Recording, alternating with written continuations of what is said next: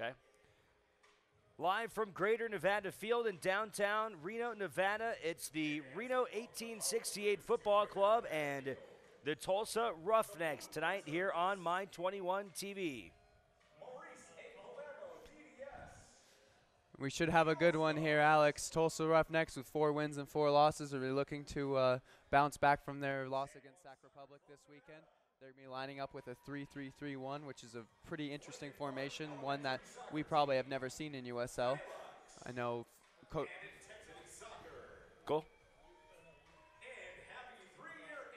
Pretty interesting to see them come out in a formation like this. I mean, 3-3-3. That's not something you see very often in the American game at all. No, absolutely not. Oh, I got to cut it off the absolutely. No, it's definitely not something you see very often.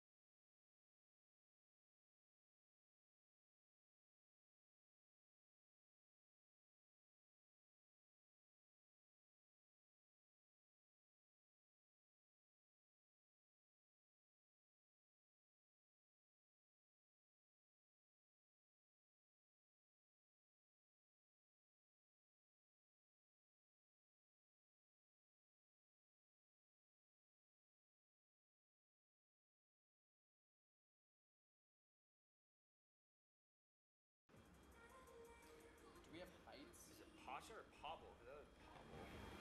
This is Pasha.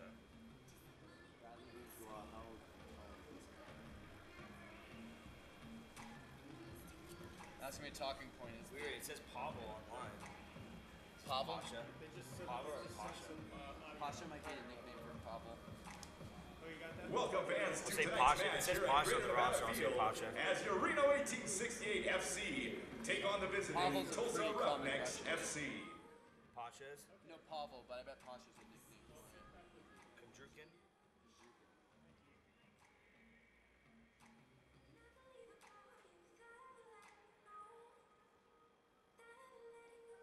He's only played 20 minutes this year.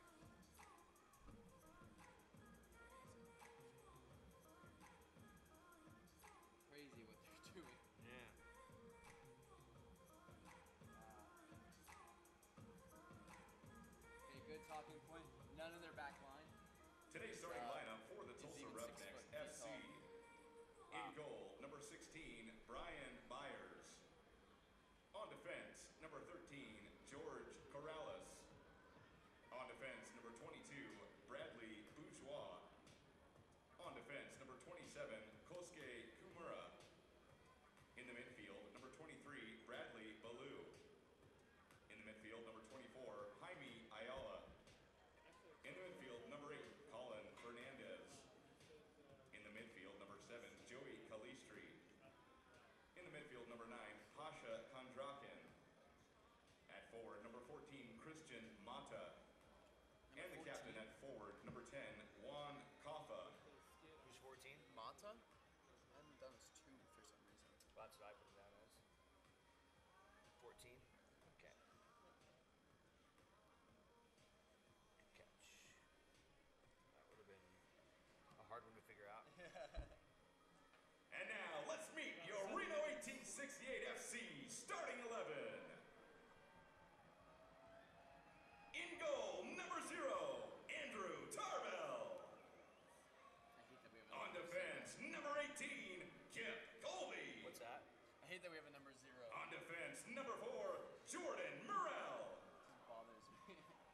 On defense, number 15, the captain, Jimmy Ockford. On defense, number 16, Brent Richards. In the midfield, number 20, Matt LaGrassa. I guess we don't have anyone over 6 foot In either. the midfield, number 84, Seth Cassiple. Jimmy's like gotta be 6'1". You think so? 6'2". They In the decided midfield, 5'10". number 17, really? Lindo Mfeka. 5'11". That does not seem At forward, number 14, Chris Weehan. Mafeka.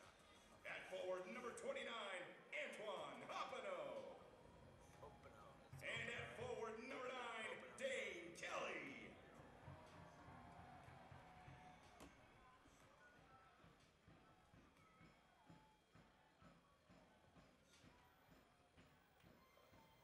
looks like a Wednesday night game down there. Enemies to the east. Yeah, right.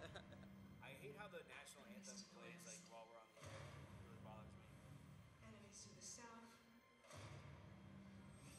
Enemies to the north. Whatever stands in our way, we will defeat it. Is it Putney who makes all these?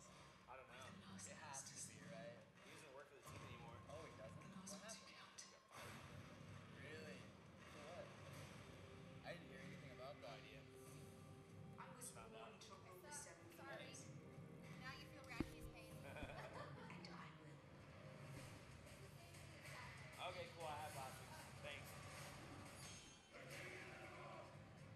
Their father and brothers are gone, yet here you stand. I did not hear that. Last best hope Yeah. against the coming storm. This new guy Aldo, I guess. Oh, I meant all the. Okay. If we don't put aside our enmities and band together, we will die. And then it doesn't matter whose skeleton sits on the Iron Throne.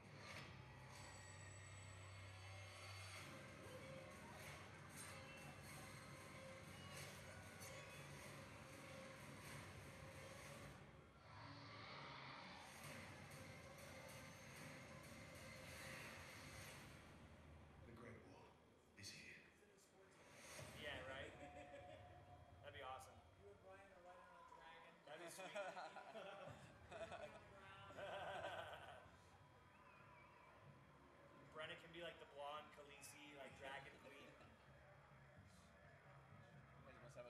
production budget.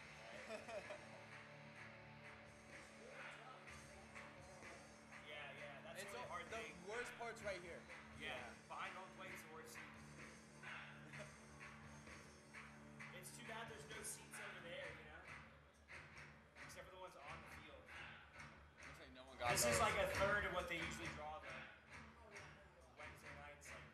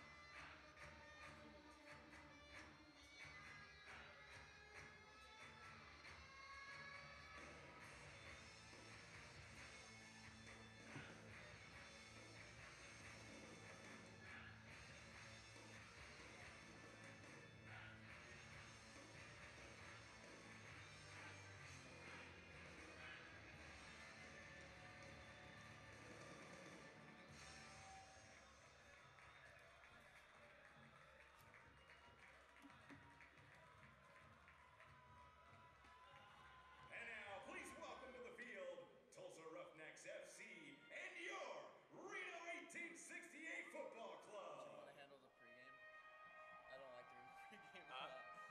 What are you going to ask I'm me just for going the to pregame? say, Juan Pablo Cava, Our youth one from of the most San Juan experienced Soccer players that Club. Reno's going to see all season. Golden Honor He's Group is proud Argentinian, to whatever. support the Walkout Kids program For for our our talk children about here in Rebecca. Northern Nevada. Yeah, how much of a game changer, how much of a presence he's been. That might be all the time we have because it usually has to go pretty quick. Yeah.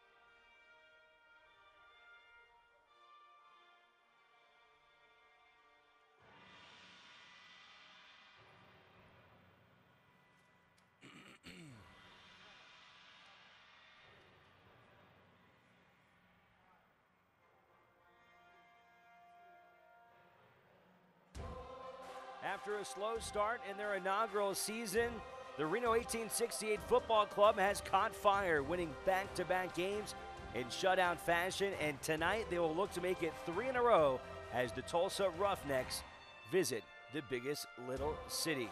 United Soccer League action coming up right now here on My 21 TV, alongside our color analyst, Colin Tabor. I'm Alex Margulies. Reno coming in 2 wins. Tulsa's got 4, and certainly will be a fun match here this evening for Reno 1868. Colin, let's get right into this. Tulsa Roughnecks, they'll feature one of the most talented players that Reno will see all season long, and really one of the most experienced and 32-year-old Argentinian Juan Pablo Caffa. That's right. Juan Caffa experience with Real Betis and Real Zaragoza. He'll be the danger man for Tulsa Roughnecks. Amazing. He's played in Argentina, Spain, Greece, Ecuador. This guy has been all over the place and will certainly be a dangerous threat for Reno here tonight. On the flip side, for Reno 1868, newcomer Lindo Mafeka has been a real game changer. He'll start his 3rd game, and maybe no surprise that Reno has won back-to-back games with this guy starting in the midfield. Oh, definitely. Lindo Mafeka brings so much to the table. On Saturday, he grabbed a goal, and before that, against Phoenix Rising, 2 assists. But it's not just what he does on the field. Yeah, it's a talented 23-year-old from South Africa. He's on a loan from the San Jose Earthquakes. Let's take a look at tonight's starting 11 for both sides. We'll begin with the Tulsa Roughnecks, and a little bit of a surprise when we look at their starting lineup. Some guys that are missing that are a little bit questionable, and you don't really get to see it here from the starting lineup, but they're going to play in a 3-3-3-1 formation, something that's not seen very often. Oh, no, definitely not. You'll see it sometimes with the Chilean national team, but that's the only team I've seen, possibly other than Sevilla, also coached by former Sevilla head coach Jorge Sampoli. But expect them to press very high up the field. Back three of Bourgeois, Kimura, and Corrales aren't that tall, so they'll want to be able to press high up the field and get guys like Mata in behind the Reno defense. On the flip side for Reno 1868, Ian Russell not going to mess around. He has an entirely same lineup coming back. The only change in goal, Andrew Tarbell coming down from the Quakes, and he is a very talented future prospect for San Jose. Definitely the number 8 overall draft pick in the 2016 draft, Andrew Tarbell. Expect him to make some big saves tonight for Reno 1868. So we should have a great match here on our hands tonight in downtown Reno. It'll be the 1868 Football Club and the Tulsa Roughnecks. We'll have more coming up right after this, and kickoff it will be underway when we return to United Soccer League action on My 21 TV.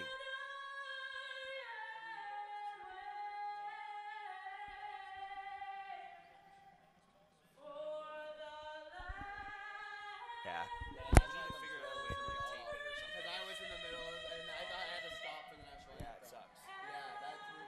I'm never used to like talking over anthems. It's weird.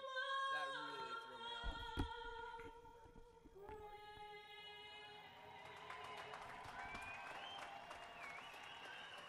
Ladies and gentlemen, Tammy Cutler.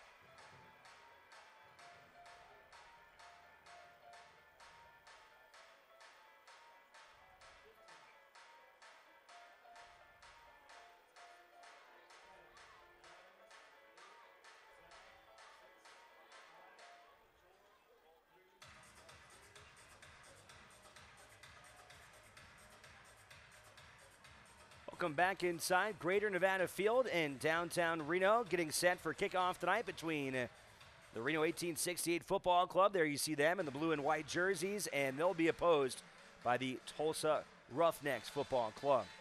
Let's take a look at our two starting coaches for these clubs, and for the Tulsa Roughnecks, it's David Vidriel. His first season with the team, a lot of experience in the MLS, 131 matches to his name with the DC United, Colorado Rapids, and Chicago Fire. Last year, he was in the NASL with Oklahoma City. And for Reno 1868, their head coach in this inaugural season is Ian Russell, two-time MLS Cup champion with the San Jose Earthquakes. Spent some time on the Quakes bench and has been a great fit here in the biggest little city. The Seattle, Washington native has overseen this Reno team that has gotten off to a 2 wins, 3 losses, and 2 draw start. And boy, the last couple weeks have got to felt a lot better for Ian Russell after the start of the season, being able to pick up these back-to-back wins and the way that Reno has been able to play these last couple weeks. The last 2 games, 10 goals for, 0 against, 6 from that man, Dane Kelly. So Ian Russell will have to be very happy with the way Reno 1868 have been playing. Referees for our match tonight, Farhad Dodko, Michael Campinart, Uriel Aguilera, and Sean Stimpson are the 4 out there this evening. As mentioned during the lineups, Tulsa with a very different look to what they have played so far this season, something to keep an eye on in the early goings for sure, to see what kind of formation they come out against and how they're going to try and attack this Reno team. As we just mentioned, 10 goals and none given up in their last 2 matches. I imagine Vaudreuil is trying to counter that 4-4-2 diamond that Reno 1868 play with. It packs a lot of guys in the middle, so it looks like Tulsa's going to try to do the same in the 3-3-3-1. Seth Kasipley on the ball, backs it up to Brent Richards. And Richards will clear it back towards the keeper, Andrew Tarbell, making his second start with Reno 1868, coming down from San Jose. An opportunity here in the midweek to get a little playing time. That's a good ball to find Chris Weehan in a little bit of space. Here's Lindo Mafeka. Talked about him during the Open, a very talented midfielder from South Africa. Looking to find Dane Kelly. See him there in the yellow cleats. He has been on fire. Back-to-back hat tricks. And he now leads the United Soccer League with 8 goals on the season. He is also the all-time leading scorer in the United Soccer League. 57 goals to his name over 6 seasons. He's just the kind of guy who knows how to find the back of the net. It doesn't matter if it's head, right foot, left foot, he's going to score. And he's someone that Tulsa will have to look out for, because any space they give him, he's going to take advantage of. Tarbell playing it forward to Jimmy Ockford, who's got the captain's notoriety in this one. Here's Kasipley trying to play it forward for Kelly, and just too far in front of him. Not a bad thought there, though, almost connecting with Dane Kelly in front of the Roughnecks keeper, Brian Byers. That's a good ball from Kasipley. Almost finds Dane Kelly, but it's just a little bit too far. Kasipley making his second consecutive start, and a guy that comes out of Rockland, California, a player known as someone that's very technical, and a lot of people not super familiar with soccer may understand that, but a technical player is just someone that is extremely good at passing, good footwork. Explain more about that. Expect Kasipley to always have control of the ball. No matter how tricky the ball comes into him, he's going to take a good first touch, and he's going to put good passes in, especially to Dane Kelly, as we saw right there. Reno playing back maybe a little bit more than we're used to seeing them. We'll see how they feel the game out. Maybe they were surprised by the way Tulsa came in. A lot of changes from their game against Sac Republic. We'll see how they feel things out here in the opening minutes of play.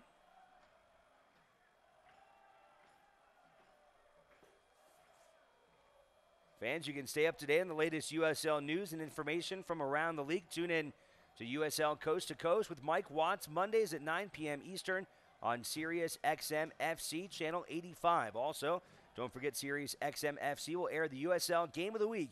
Please check USLsoccer.com for dates and times. Jimmy Ockford in the blue cleats. Playing it back. Try and get it forward to Dane Kelly. Little jostling in midfield. Lindo Mafeka wins a good ball there. Gets it up to Kasipley. As we see with Tulsa Roughnecks, they're getting a lot of numbers in the midfield, especially around Lindo and Mafeka. Reno almost broke the press on that time, but then Tulsa were able to win it back. Now, a lot of bodies in the middle of the field in the opening minutes of this contest between Reno and Tulsa. I'm interested to see how Reno counter that. You'd think guys like Antoine Opino and Dane Kelly would want to make runs into the corners to make up for the lack of width.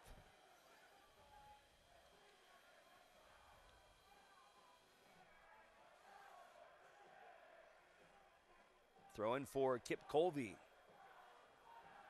Another player who's on the Quakes roster that's spending a lot of time here in Reno out of New Zealand.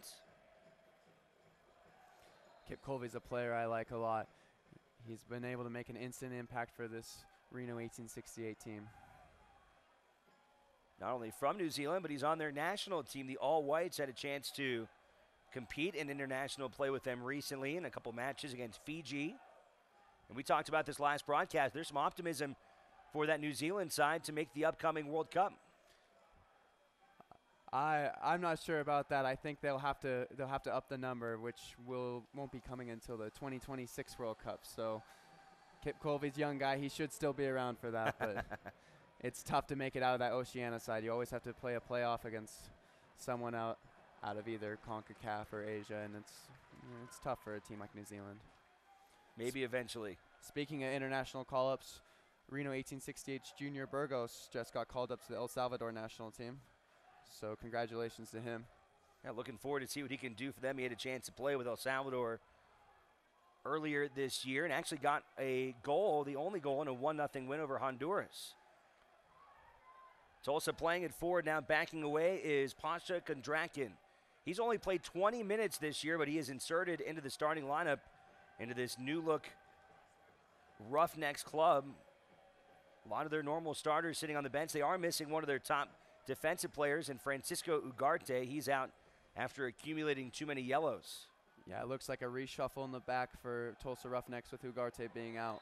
Hard collision there between Kasipli as he plows into Colin Fernandez, and Fernandez grimacing down on the turf, and looks like he might have gotten hit in the last place you'd ever want to get hit. Looks like he'll be okay. Hard hit here. You can see Kasipli trying to go for the ball there, but his foot caught a healthy part of Fernandez's midsection.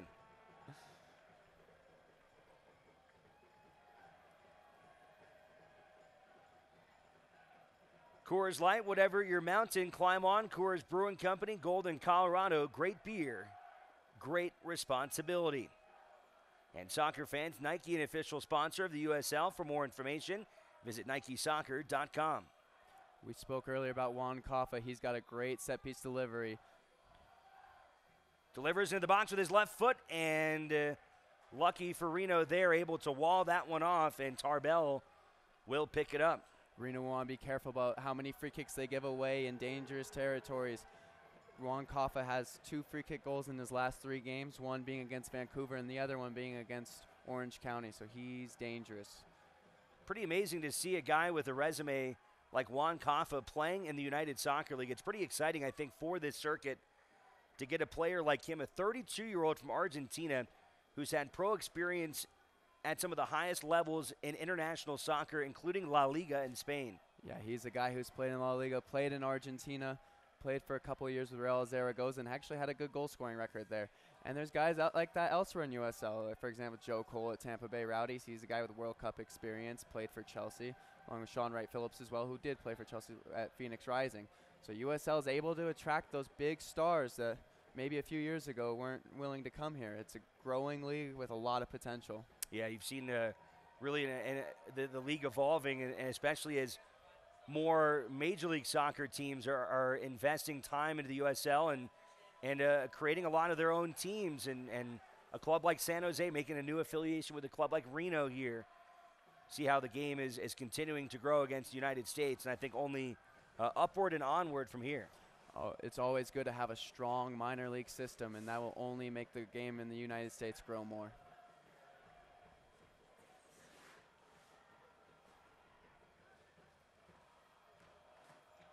Trying to get it forward for Kondrakin.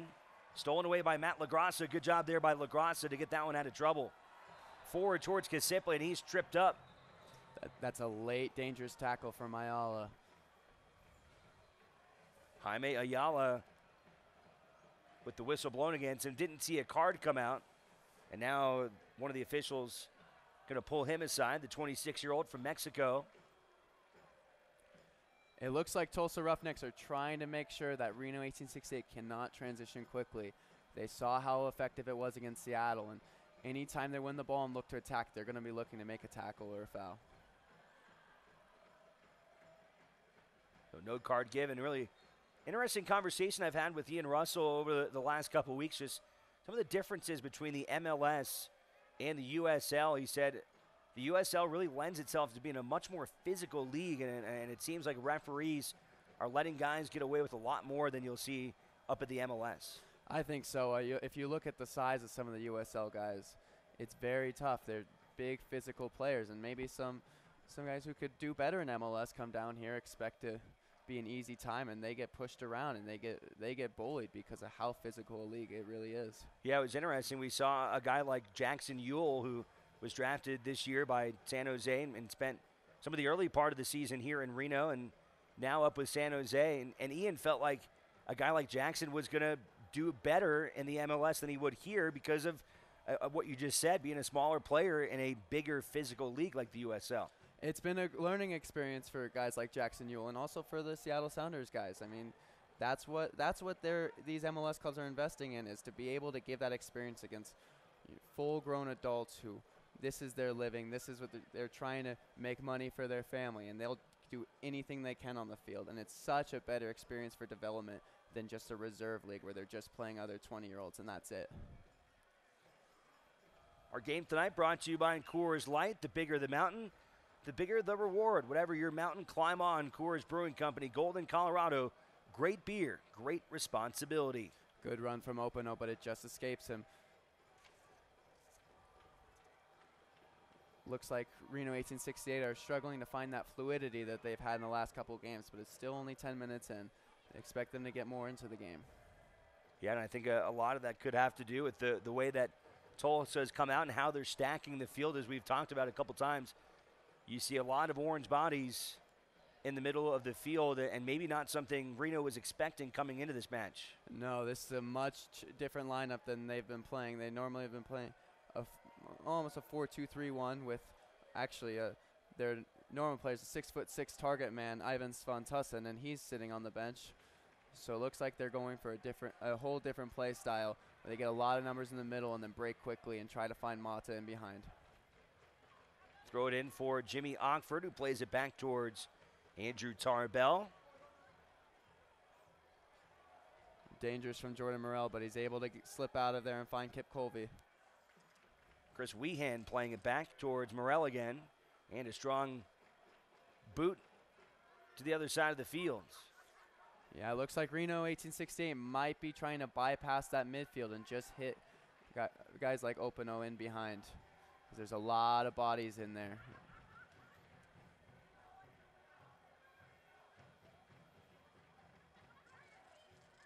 I think a good comparison to a lot of people that might not understand soccer, it's almost like kind of going with the deep ball, right? I mean, you're going to kind of play it back, and then you want to send balls over the head and let your forwards kind of run after the ball, and it's almost kind of airing it out and going for that Hail Mary in a sense. Oh, definitely. And with guys like Openo and Dan Kelly, there is that threat. There is that pace to be able to get in behind. And expect Jordan Morell to try and hit those balls into the corner. But it looks like Tulsa's lining up with a pretty pacey back line as well. So it's going to be tough for them. They might have to go through the mid and try to find Lindo Mafeka in those little pockets of space. And if he's able to wiggle out of them, then Reno can look dangerous. Tulsa takes away possession. Here's Kondrakin, 23-year-old from Russia. Back towards Kaffa. Kaffa trying to get it back into Kondrakin. Brent Richards only thing he can do is just get rid of it. And it looks like that's going to set up a corner kick for the Tulsa Roughnecks here in the 13th minute.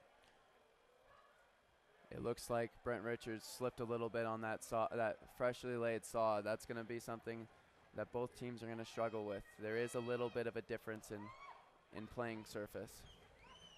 Corner kick from Kaffa, headed away by Openo. Back to Kaffa. He's met by Jordan Morell.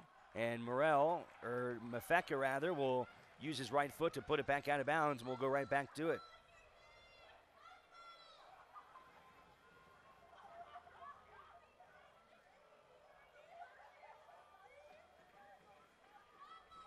.50 career goals for Juan Pablo Kaffa.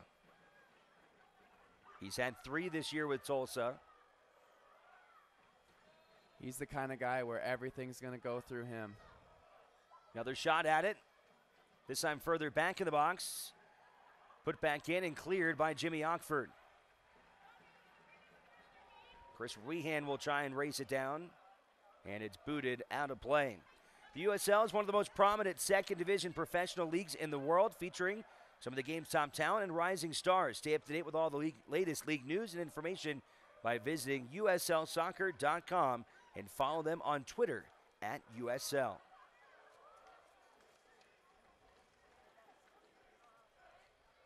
Ockford plays it forward for Openo, and he's tripped up, no whistle.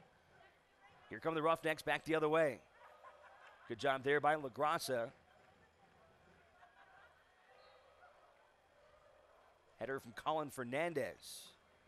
Here's Fernandez back on the ball. He's a member of the Chicago Fire roster down here on a loan assignment.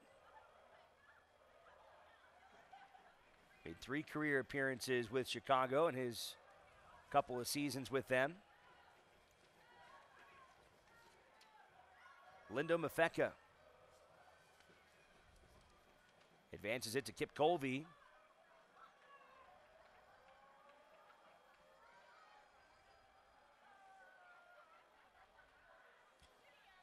And Tulsa are doing a really good job of keeping space in that, keeping that midfield compact and making sure there's no space for Reno 1868. Richards trying to get into the box and taken away and then booted back towards McFeel. Oh, that's a good win from Jordan Morrell. Whistle blown is a hard hit there from Christian Mata as he bowls over Mafeka, and that's going to draw a yellow. And I think that was the right decision. There wasn't a whole lot of a play on the ball there. He just went in with his right shoulder and barreled Mafeka to the ground, as we'll take another look here in just a second. Here's the replay. You see Mafeka going for the ball, or excuse me, Morrell, and then Mata just bowls him over. Yeah, he's definitely never getting to that. That's just a cynical foul right there. Rightly a yellow. So a yellow in the 17th minute by Tulsa. That'll set up a spot here for Matt LaGrassa, 24 years old, from nearby Elk Grove, California, suburb of Sacramento. Openo into the box. Mafeka tripped up. That's a good ball from Openo. Dangerous play there by the Roughnecks. They tripped up Mafeka. They did not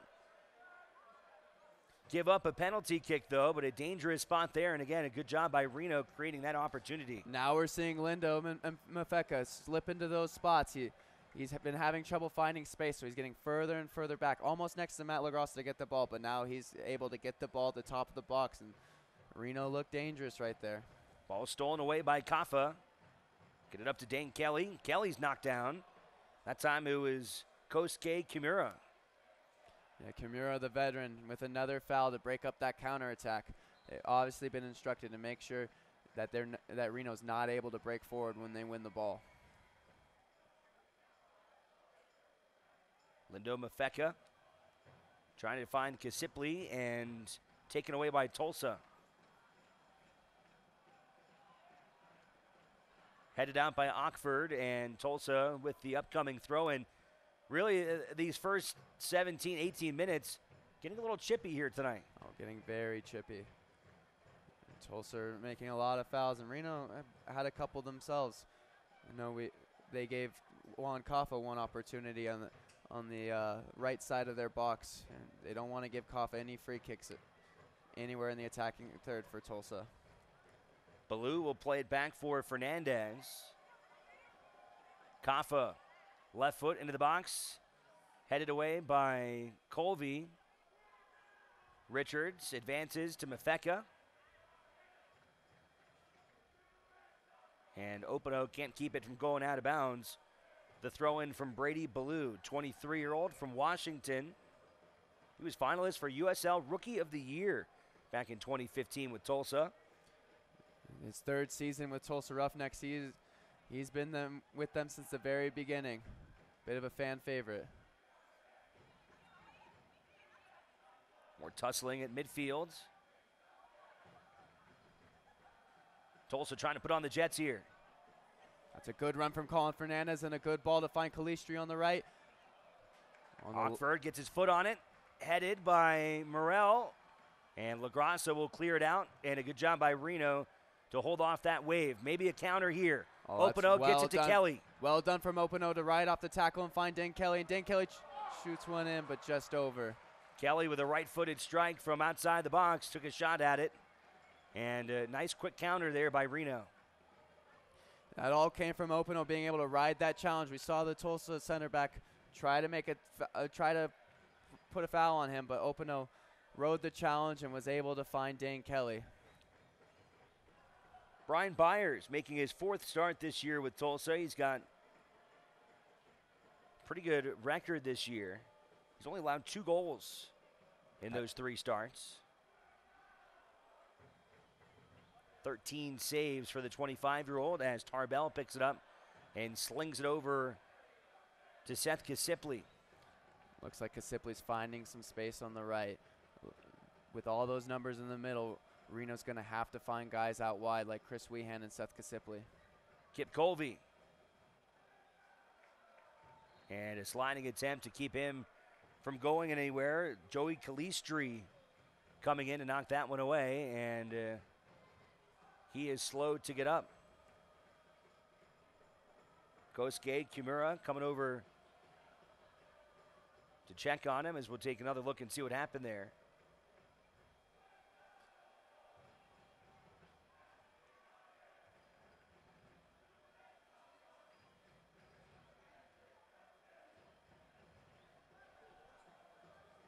Maybe next time.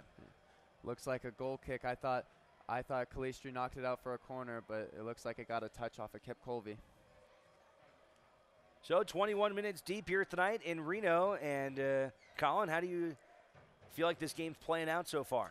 Well, Tulsa are doing an excellent job of countering Reno's threat in transition. They're getting a lot of numbers in the middle. But here Kelly. we go. Kelly wants some interference here. Doesn't look like he's going to get it.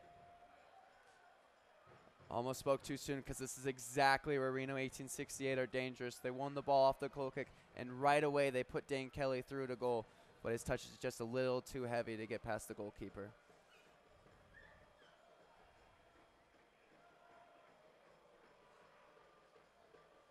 So another goal kick from Byers. He's an Oklahoma native from Oklahoma City. A few Oklahoma natives in this Tulsa lineup.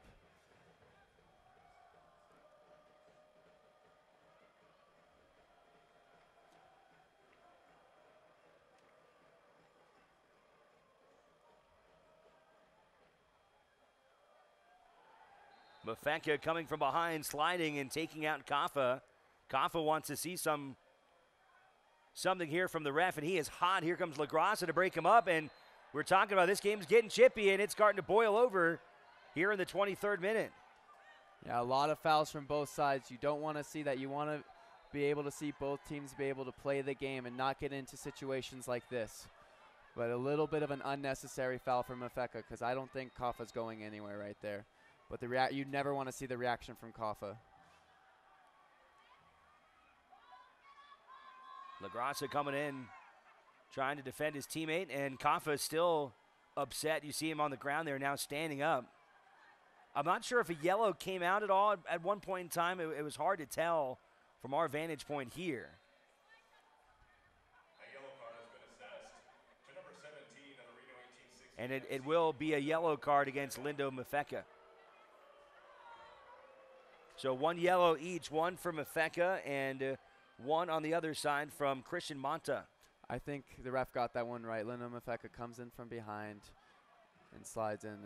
I would say it's a yellow.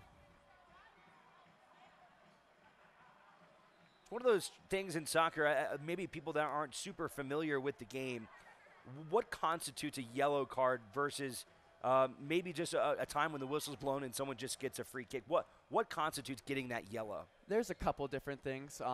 One could be a bad tackle. It could be also what's called a professional foul, where it might not seem so bad, but you're doing it intentionally to break up play, like we saw with the yellow card earlier for Mata.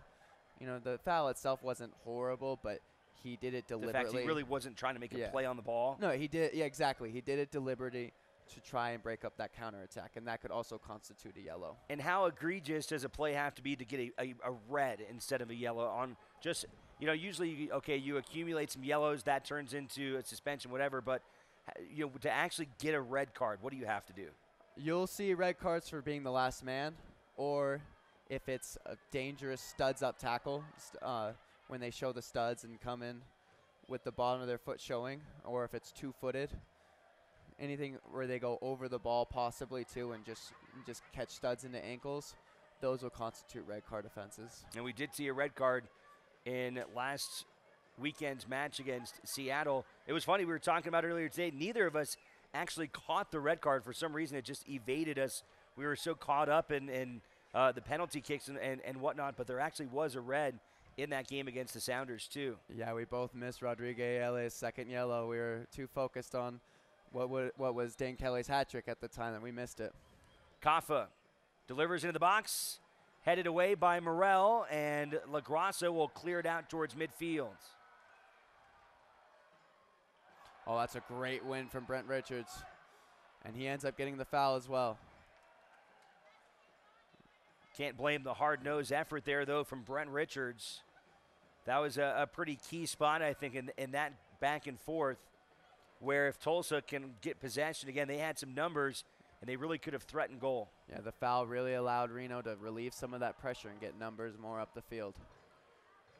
Reno 1868 Summer Six-Pack is the best partial match plan for the 2017 season. Enjoy prime matches with an opportunity for giveaways throughout the summer. For more information, visit Reno1868FC.com. Beautiful night here at Greater Nevada Fields, and Greater Nevada Credit Union is the official sponsor of Greater Nevada Fields. This beautiful two-sport facility, home to not only the Reno 1868, but also the Arizona Diamondbacks AAA affiliate, the Reno Aces. And the Aces will be back in town this weekend after a two-city Midwest road trip.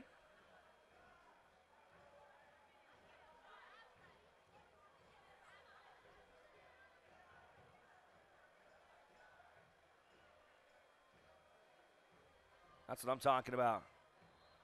Fans having a good time tonight, getting the flags. Battleborn Brigade, you know those guys are always going to show up. Yeah, drums are always going. They're always singing. It's a great supporter section, the Battleborn Brigade. Openo trying to advance it up to Kelly, but another whistle blown. And Tulsa will take possession as Jaime Ayala was standing on the ball, but now it looks like they're going to pass it over to Bradley Bourgeois. Well, maybe they'll just let the keeper Byers come up and take it. Bourgeois looked for the quick free kick, but it wasn't on, so he pushed up and let the goalkeeper take it. So Byers will step in with his right foot. Nice head again by Morel. Kelly trying to work with Openo here. Or Openo, excuse me. And that's a good ball by Casipli to find Brent Richards on the overlap. But well marshaled by Corrales. Jorge Corrales, 26-year-old from Cuba. Last season in the NASL with Fort Lauderdale, first year in the United Soccer League. He's actually had some international experience with the Cuban national team. Actually played at Fort Lauderdale Strikers last year with Reno 1868's newest player, Luis Fernandez. I got to see a little bit of Fernandez in last Saturday's game against Seattle. Big kid. Big kid. Wouldn't be an easier game for him, though. By then, Seattle were down to 10 men. We're sitting back, and Luis Fernandez had a lot of time on the ball. Here's Seth Casipli. Trying to time it as he sends it up for Colby. Baloo does well to win that from Colby.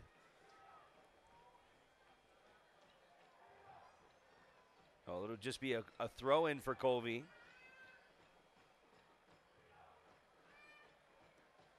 It was right around the time Reno scored their first goal against Seattle in Saturday's match, and it was the start of a 3-goal stretch for Dane Kelly in a 7-minute period as Openo is taken down inside the box, but they'll say it'll go back to Tulsa as he was tripped up by Kimura.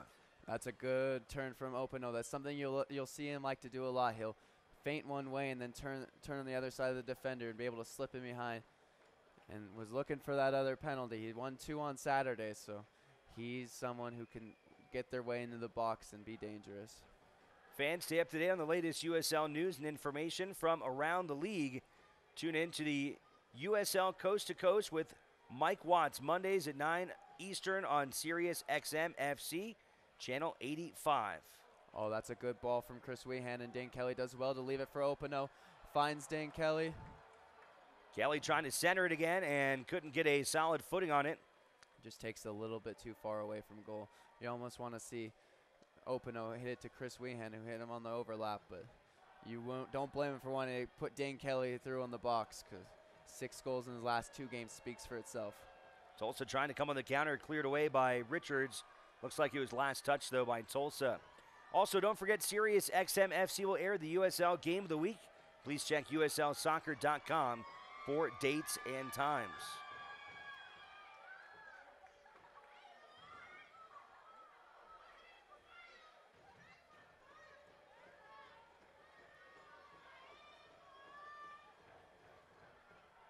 Another corner kick on this left-hand side for Juan Kaffa. He's had a few of these now.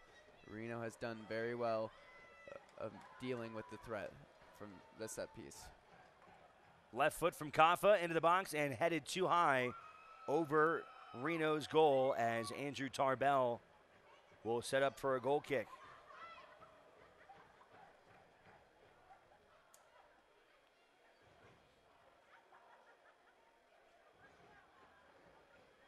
Tarbell made his pro debut at the Quakes in August of last season. Got a chance to play in the second half against the Columbus Crew.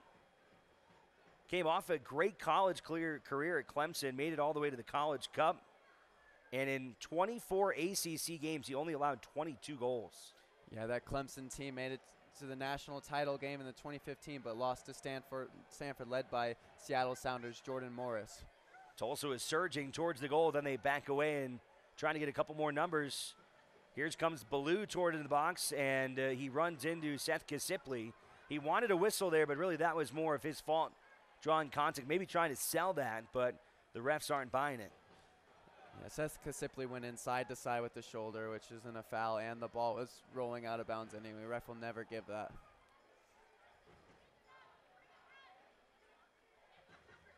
Could be the future in goal for the San Jose Quakes.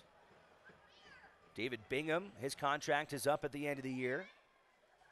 See how that all plays out, but perhaps Tarbell could be a guy that has a real future with the Quakes. He could be. Picking a goalkeeper in the first round of the draft is a sign of intent, saying, we believe in this guy. We believe he will be the real deal. And unfortunately, he has to sit behind a guy like David Bingham, who's really one of the best goalkeepers in the MLS, has some experience with the U.S. national team. Great goalkeeper, and really someone to learn from. A great opportunity, no doubt about it. Richards centers it, looking for Openo, and he's knocked down, but again, no whistle. Refs are letting this game be pretty physical for the most part. Soccer fans, Nike, an official sponsor of the USL. For more information, visit NikeSoccer.com. Yeah, very physical game from both sides. You'll see a lot of pushing. You'll see a lot of late fouls and late trips. Both sides are trying to make sure that they don't get too much time on the ball. And it could turn ugly at some point if this continues. We saw earlier with the incident with Mafeka and Kaffa. Yeah, and both teams, it looked like they were coming pretty close to going to blows. Kaffa, left foot into the box, and Tarbell will watch that one go out of play as Kaffa was trying to connect with Christian Mata. Yeah, it was almost another dangerous ball from Kaffa, but just a little bit too far ahead of Mata. He and Russell looking on as we approach 34 minutes down in this match here tonight.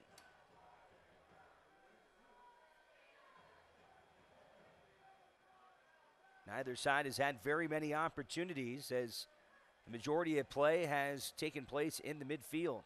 Something we expected with the amount of numbers that each team has kind of slotted for this part of the pitch. Yeah, it will be a battle, and at this point it will be who will make a mistake first and who will capitalize on that mistake. Kasipley almost able to win that one away, but holding on to it, Tulsa, and they'll play it forward. Here comes Kosuke Kimura. Sends it back for Juan Kaffa. Touch and go with Kalistri. Back to Kaffa. It looks like Kimura has a little bit of license to roam on that right side, and Baloo has covered for him a couple of times now. But Reno here, trying to push it the other way. Here comes Colby. Looking to center it for Openo. Dane Kelly takes a shot at it, but it's right into the hands of Brian Byers. that was a good ball from Chris Weehan to try and find Openo. Take another look here. Kelly trying to square that one up. Couldn't get enough on it to make it a challenge for Byers. Yeah, and we see there Dan Kelly, 4 guys in front of him. There's too much people in the middle, and Reno are going to want to try and find people out wide in order to counter that and maybe get some crosses in. You know, one ability of Tulsa's counter, you can see Byers, he's got a real strong foot. He's been able to play it almost all the way towards the box a couple times in this one, and that has given Tulsa a few of their opportunities offensively. Definitely, and even if Reno 1868 wins it, Tulsa's been very dangerous on the second balls, which means after the initial header, there's a kind of a scramble, and Tulsa have been able to get on the end of that scramble every time. Good job on defense that last possession. Brent Richards breaking up an intended pass for Kondrakin, who would have been right in front of the net with Tarbell. Here comes Colin Fernandez, collides with Richards, and then Ockford clears it forward for... Ockford does very well to sense that danger. He sees Colin Fernandez have a lot of space in front of him. He bypasses the midfield, but Jimmy Ockford steps up and wins that tackle. And they're going to give a yellow to Kasipley here. I'm not sure if I agree with that. Let's take another look here. Kasipley coming in, trying to make a play on the ball. Let's take a look. Well, got his foot in there in a pretty hard trip. And I don't think Seth wanted to look at the referee. Maybe he knew it was coming. No, it's unfortunate because he is going for the ball, but he just catches him late. So another set piece opportunity for Kaffa, who's had a few of them here tonight. None of them have given Tulsa much of a great look. Reno's played him well so far. Yeah, Reno's done a very good job of winning these balls in the air. Tulsa's also been missing Savantessen. That's not an easy one to say. No, it is not. But he is dangerous in the air, so Reno can feel fortunate that he's not in the lineup after all these set pieces. Nice job in the air himself by Tarbell, coming up to pull that one down. Yeah, Ian Savantessen, we expected to see him in this game, 6'6", and really the type of target Reno has not had to deal with this year. Not a lot of guys that size in soccer, even in the USL, that is known for their bigger, more physical players. He's someone who can win a lot of balls in the air. Kelly trying to play it for Chris Weehan, and it's knocked away by Tulsa. Brent Richards on the throw-in. Gets it into Lindo Mafeka.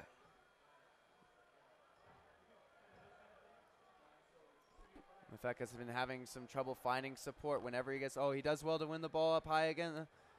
Mafeka finds Weehan. Up to Kasipley. Going back to Weehan and almost in. He tried to loop it over the head of Byers and just barely able to get it as Reno almost cracked open this 0-0 game. Looks like it took a deflection off of Corrales, who almost beat his own keeper, but Byers is very aware and deals with the danger well.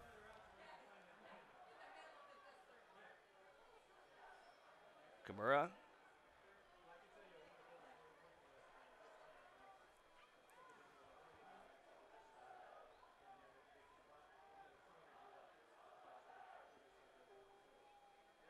Jaime Ayala. LaGrassa gets his shin in there. Weehan gets it back to LaGrassa. Now Seth Kasipley. Dane Kelly. Openo trying to find it back to Kelly and cleared away again by Corrales. Quickly on the counterattack, here comes Tulsa, led by Kaffa and Calistri. Now they'll back it up. Jaime Ayala, the 26-year-old from Mexico. Back to Kimura, 33-year-old from Kobe, Japan. A lot of experience in MLS. Kosuke Kimura played for a few years with Colorado Rapids.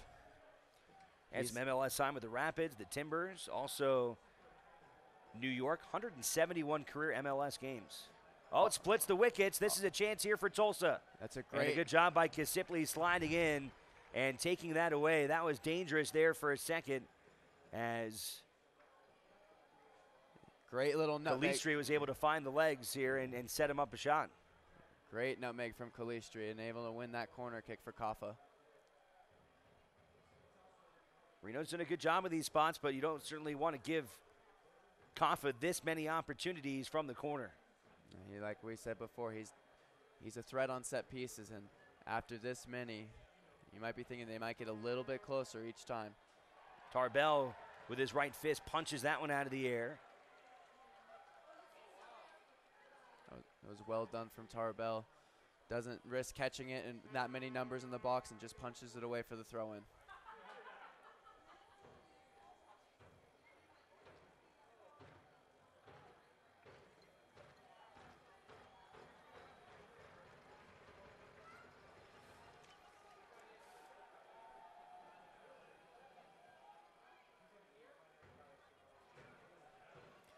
Well done from Dane Kelly to get on that pass from Openo, and he has plenty of space.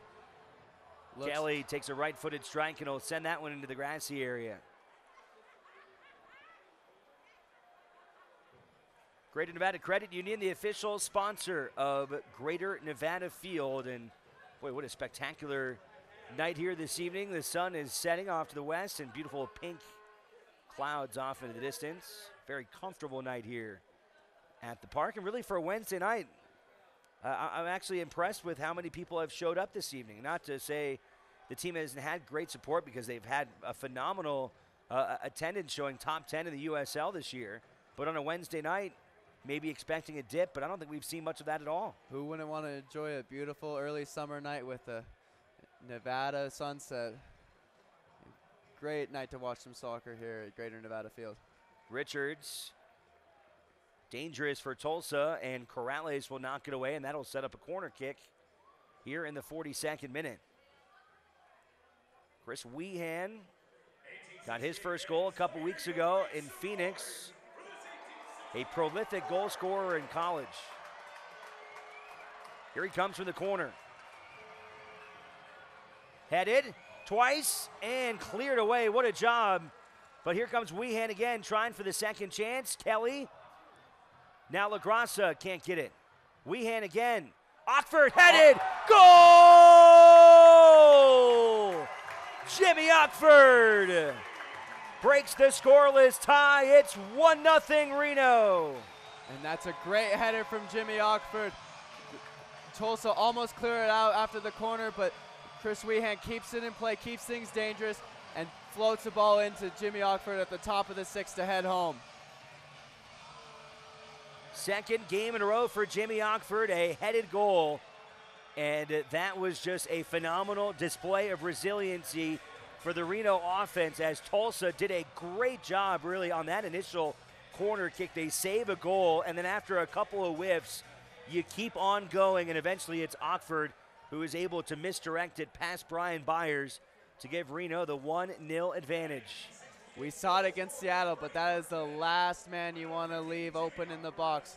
Jimmy Ockford's so strong in the air, and if he has that space, he's going to be able to put that away. Well done, Jimmy Ockford. Coming up at halftime here in the broadcast, you'll hear from Jimmy Ockford. Had a chance to chat with him earlier this week over at practice. And he is really playing well for 1868. He's a guy that is regarded as being great in the air, and he has shown that in the last two matches with goals in the stoppage time on Saturday against Seattle, and now here in the 43rd minute against Tulsa. It will make Ian Russell's halftime talk a lot easier going in with that 1-0 lead. And we'll have to see how Tulsa respond to this going down, because they've done very well so far this game. Kaffa, dangerous ball in the box there, goes over the heads of the men he's looking for. Weehan will play it forward. Now it's Richards. Up to Weehan. Matt LaGrassa. LaGrassa finds space to run and then can find Dane Kelly out on the right. Kelly looking to get it into Openo. Gets tangled up inside with Bourgeois. Reno making one more play at it. Here comes Richards again. Mafeka. Openo. Dane Kelly. Left-footed strike. Kelly almost had it. And it's still in play for Lino Mafeka, but he tries to square it, and Tulsa deals with it. And here's Kalistri on the run.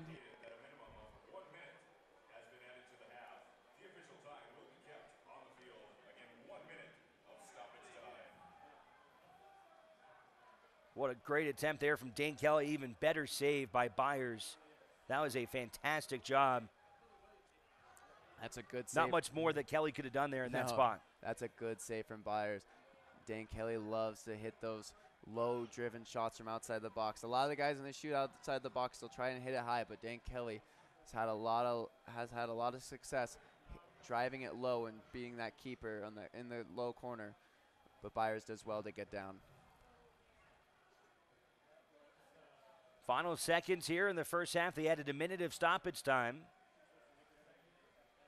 as they should be blowing the whistle for halftime here any second now. Colby advances up to Kasipli. Will they take one more run at it? Kasipli up to Openo. Openo.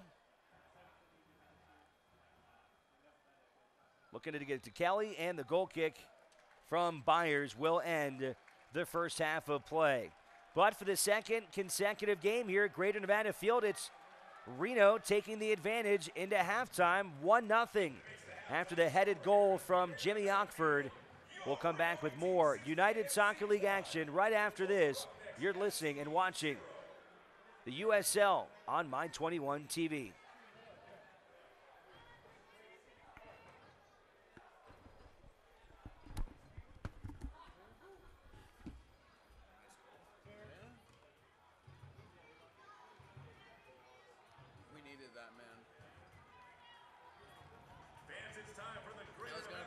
Frustrating second half of that didn't go right.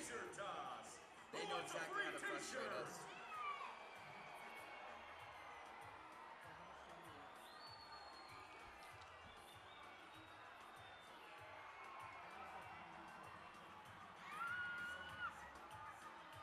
The T-shirt toss is presented by Greater Nevada Credit Union and Greater Nevada Mortgage, the official finance service providers of the Reno 1868 FC.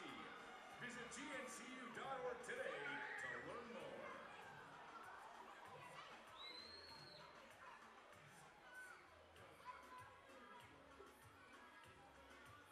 Thank you to our official Reno 1868 Pub partners, Oski's Pub and Grill, the Old Bridge Pub, the Mellow Fellow Gastropub, O'Cleary's Irish Pub, Legends Grill, El Rincon Restaurant, Great Basin Brewing Company, Harris Reno, Tamarack Junction Casino, and Buffalo Wild Wings. Follow Reno 1868 throughout the season to learn about the away watch parties at these locations.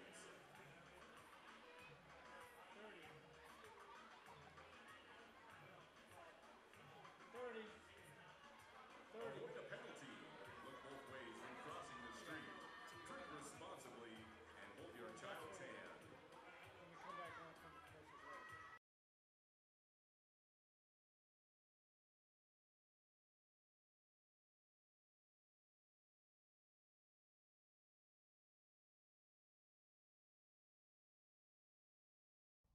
All right, welcome back, everybody. Reno 1868 broadcaster Alex Margulies with center back Jimmy Ockford, and you guys are coming off of a wild home win over Seattle, 6-0. You finished it off with a goal in the final second. They're calling it a walk-off, which I didn't know was possible in soccer. And how crazy was that game for you guys? Oh, it was unbelievable. It was so much. It was just a fun game to play, you know. I mean, came out strong. It was definitely a battle first 20, 25 minutes. But then once we got the first goal, kind of relaxed a little bit. They kind of sat back, kept the ball, put 2 more in the first half, and then 4 actually, 4 in the first half. And then we knew we could just keep the ball, keep doing our thing, and just have fun with it. How did it feel to put that ball in the back of the net there at the last second and get your first goal with Reno? It felt amazing, especially against my old club too. Put the nail in the coffin, so I mean, it was brilliant, and the fans were so loud through the whole time, which is perfect. Being able to score in front of them, in front of the Battle Boarding Brigade, so it was cool. You guys got off to a slow start this season, but really starting to catch fire. A 4-0 win over Phoenix, 6-0 win over Seattle. What's been the difference maker for this team? I think our confidence is just keep building and building. I mean, getting better every day, training hard, and we know we can do it. We know we can compete with any team in the league. We know we can beat any team in the league. Now we just got to show it, keep the results coming, keep scoring goals. The Battleborn Brigade has been an awesome side of this team, and the fan support, I think, for an expansion team has been great. From players' perspective, what's it been like being a part of this expansion team and seeing kind of soccer growing here in Northern Nevada? It's been amazing. I mean, we knew that there was a buzz about it coming in. I mean, I heard about it when I first signed, that there was a great buzz, and they get louder and louder every game. I mean, we've seen more and more coming out, more and more fans behind the goal. They're cheering for the full 90, standing the full 90, so it's unbelievable to be a part of. It's really, really cool. All right, so you're from the East Coast, just outside of Philly. What's it been like being out here on the West Coast and getting to enjoy part of Northern Nevada and California? It's a pretty neat area, isn't it? Oh, it's very cool. It's beautiful out here. The scenes are unbelievable. A little different than the East Coast, that's for sure. I'm a big fan of the weather out here personally, where back east, you go outside, it's humid, you go out, get sticky, you start sweating right away. Where here, it's a little drier heat, but fresher it feels. So I'm enjoying it for sure. All right, what have been some of your favorite spots to explore? Down Lake Tahoe, for sure. Been there 2 or 3 times so far, but I've been waiting for the summer to kind of get down there more and more. But because I heard in summer it's awesome, great time. Here the water's a little cold though, just like an ice bath. So good reach-in sesh. Yeah, definitely. It's an adjustment, but as summer goes on, you'll enjoy the splash for sure down there. Yeah. Jimmy Ockford, center back for Reno 1868. Really appreciate your time. Yes, thank you, sir. Good luck for the rest of the season. Thank you. All right, I'm Alex Margulies. He's Jimmy Ockford. We'll be right back.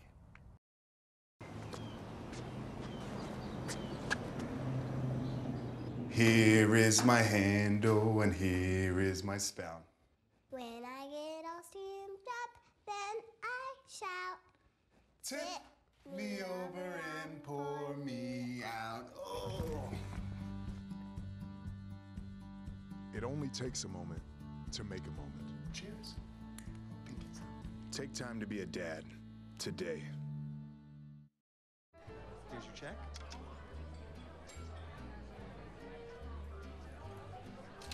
Oh, you got it. You know, since I got rid of my car, I really enjoy walking. Okay. Go on. No. Getting pulled over for buzz driving could cost you around $10,000 in fines, legal fees, and increased insurance rates. Oh, you're home early. You live with your mom? That'll set your game back a few years. Buzzed, busted, and broke. Because buzz driving is drunk driving.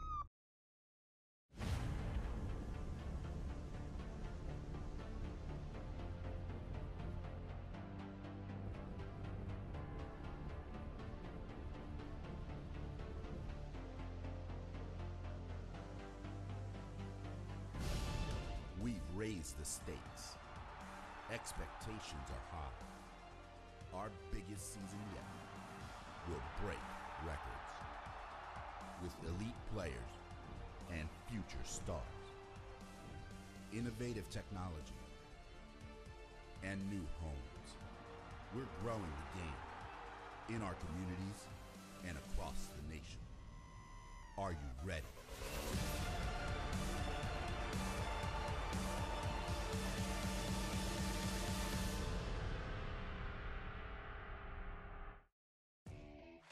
We built the USL into the largest Division II professional soccer league in the world.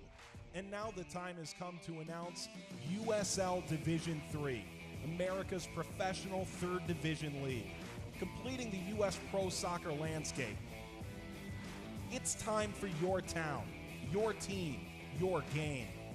D3 will fuel local pride and local passion, creating a new legacy for the beautiful game and inspiring its tribal following across the country. This is professional soccer, built on a disciplined financial model and operational excellence, featuring exciting venues to thrill fans, in hungry new markets yearning for the game. USL Division III, professional, passionate, proven, Pro soccer starts here, coming in 2019. For more information, visit usld3.com.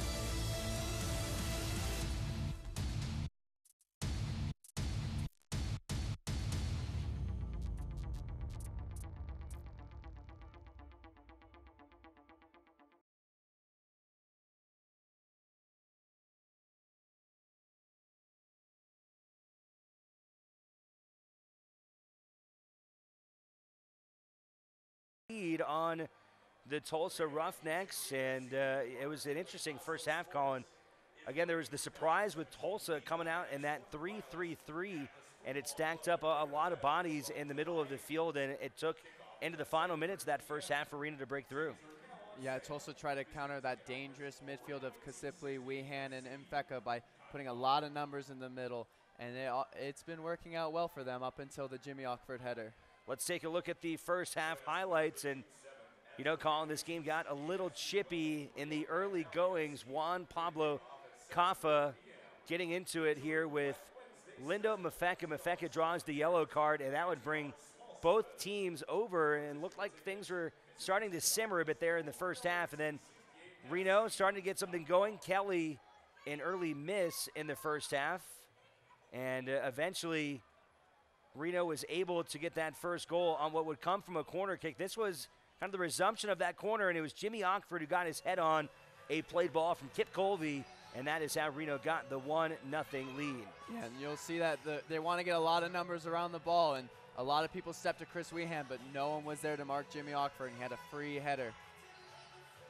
A lot of talk about what Ockford did there. That was a great ball by Chris Weehan. Oh, with his weak left foot, it was a fantastic ball from Chris Weehan to find Ockford in the top of the six. And then right before halftime, Reno almost made it a 2-0 lead as Kelly put a strong boot into one, but Byers a terrific diving stop to prevent this game from going any further. So a 1-0 score, and that's what we've got here to start the second half of play. And if you're Reno 1868, and now that you've seen what Tulsa's done with that 3-3-3-1 formation, how do you try and counter that a little bit differently here in the second half?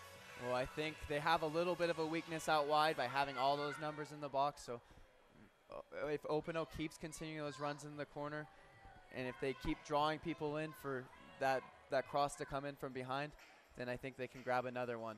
But they'll have to be careful not – Kasipli and Mefeka especially have to be careful not to get more fouls, because this game has gotten a little bit out of control, and last thing Reno 1868 would want is to go a man down.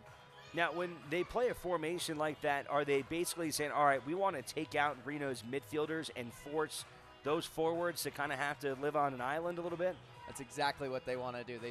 They saw the amount of support that Kelly and Openo got from their midfielders like Mefeka and Kasipli and Weehan, and they know that if they isolate them, then they're not going to be able to take on 3-4 guys on their own. So preventing that transition from Reno 1868, not only with getting a lot of numbers, but all the fouling they're doing, has been very successful for them so far. And they have had a good first half. They've played well. For the Tulsa Roughnecks, as you go into halftime, what do you think David Badrul is telling his team? I mean, they didn't play a bad first half by any stretch. I mean, it was very evenly played, but how do they make adjustments here to try and come back and tie or win this game in the second half? I think in the midfield they keep doing the same thing, but maybe find their striker Mata a little bit more, try and find him in behind that center back partnership of Ockford and Morel, and maybe be a little more clinical and dangerous on their set pieces. They've had a lot of them and haven't had very many good chances. Yeah, it'll be interesting to see if Tulsa will make any substitutions in the second half. We expected to see striker Ian Savantesson, a 23-year-old from Orlando. He has been a dangerous 6'6" threat, and that was really something Reno had been planning for. I know this week was Ian Savantesson, and have not seen him yet. Maybe Tulsa goes to him in the second half. Other than that, I think, like you said, they've had a lot of opportunities from those corner kicks, and I think they'd like to see maybe a little bit more of opportunities on the goal from some of those corners, and maybe a little bit more from that. I think that's what they're going to be going for. To have Kaffa put in those deliveries and try to get more off of it. Reno came into the game with 2 wins, 3 draws, and 2 losses. 3 losses and 2 draws. Say that again. So 2 wins, 3 losses, and 2 draws. And Tulsa, they had come in 4 wins and 4 losses. For Reno, this is a big game for them tonight, because if they can get a victory, it'll vault them from where they are at, kind of in the bottom third of the Western Conference. It'll put them right in the middle half and right on the line between being a playoff team or not. Yeah, they'll be able to pass Vancouver and be on 11 points of that victory. So they're hoping to hold on in the second 45 and get a win. Reno is behind a couple games compared to some of the other clubs in the circuit. Even the Roughnecks, they've played 8 matches, and for them tonight, they're 9th, where it is only Reno's 8th here this evening. Here's a look at the Reno 1868 coming out in their Spine Nevada jerseys, and ready to go as they have switched sides with the Tulsa Roughnecks, the affiliate of the Chicago Fire.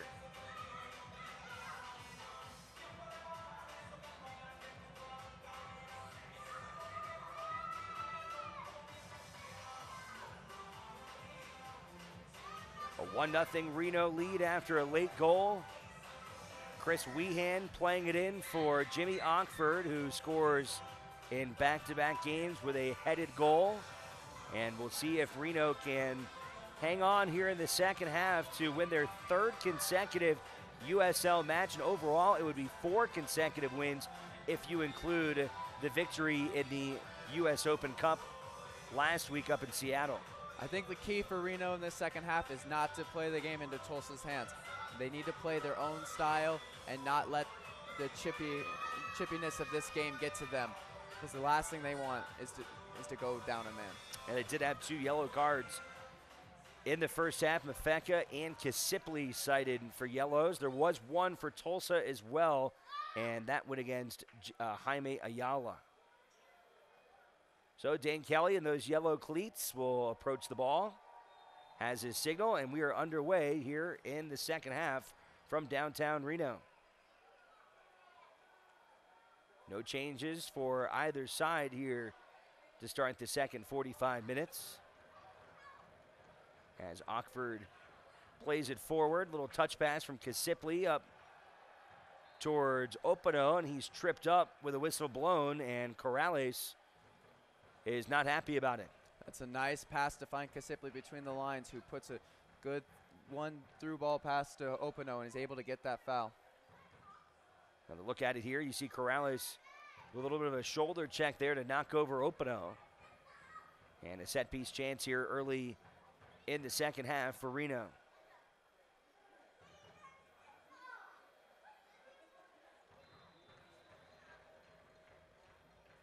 Chris Wehan into the box, and nice job there. Byers coming up and taking it into his own hands to pull that one away. Yeah, Byers does well to claim that. Chris Wehan might want to put in a more driven ball to be able to get past Byers, because that's an easy catch for him.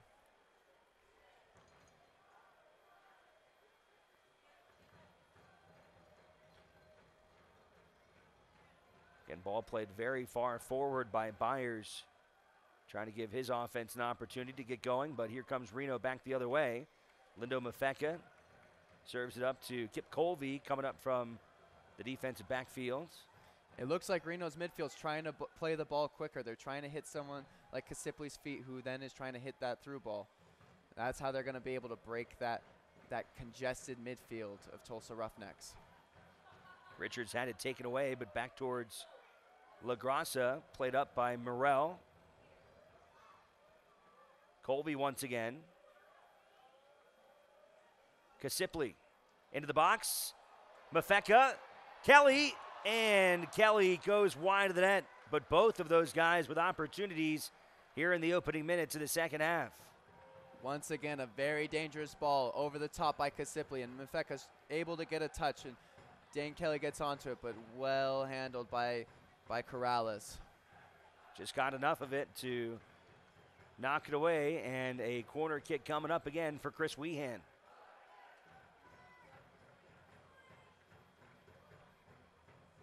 Into the box, punched away this time by Byers. And whistle blown as it looks like Jordan Morrell is slow to get up. He's holding his right quad. It looks like Byers catches on the aftermath after punching it out, but the ref gives the foul Tulsa's way. Good job again on the corner kick from Brian Byers. Last time he ran up and grabbed it out of the air, and this time he raced up and punched it away. It was a more driven ball by Chris Wehan, but Byers did very well that time to handle it. But Reno will be hoping that Jordan Morrell's okay. He's the key to that defensive partnership. And Reno has done very well with having that consistent back four and having Jimmy Ockford and Jordan Morrell together. Just saw the replay, and you can see Byers coming up, kind of barreling over Morrell from behind. And he is still slow to get up off the ground. Here tonight at the Greater Nevada Field, and Greater Nevada Credit Union is the official sponsor of Greater Nevada Field.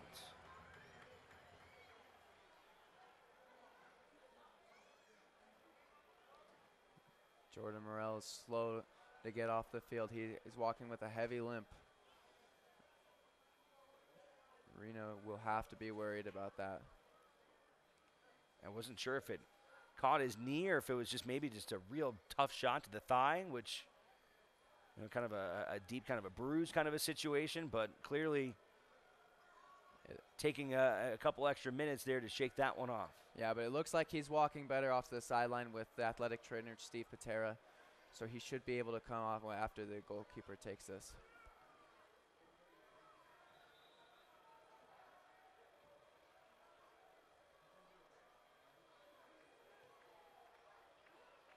Byers boots one. Headed back by Ockford. Opano got his chest in front of it, knocked it out of bounds, and Colin Fernandez with the throw in. A couple players loosening up for both Reno and for Tulsa in the background. Could see some substitutions soon here in the second half. Here's Brady, Blue. Kimura.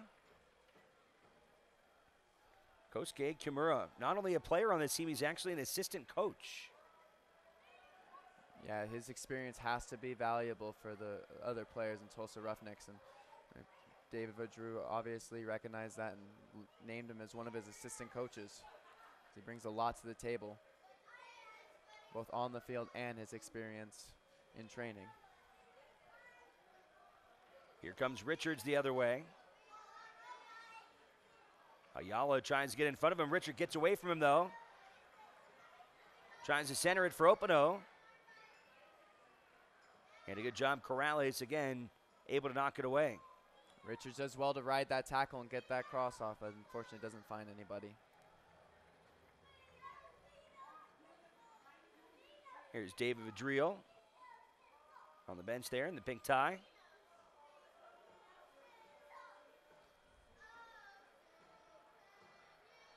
Played the MLS from 1996 to 2002. Finished his career with the Chicago Fire and now working for this Fire affiliate in Tulsa. Mafeka plays it forward for Kelly. Back to Mafeka. Going back and forth. Dane Kelly will back it away now from the box. Over to Wehan. Morrell will slide it back forward. Wehan. That's a good touch from Wehan. Kelly. Mafeka trying to get the loose ball, but can't get it to where they want it to go, and the Roughnecks once again clear it away. Here's Ballou near the sideline.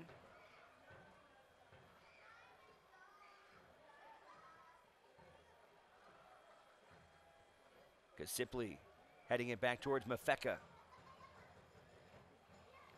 Mafeka with that low center of gravity is able to ride that challenge. He's so hard to knock off the ball. Weehan giving chase along with Kimura, and Kimura will play it off of Weehan and go to the throw-in.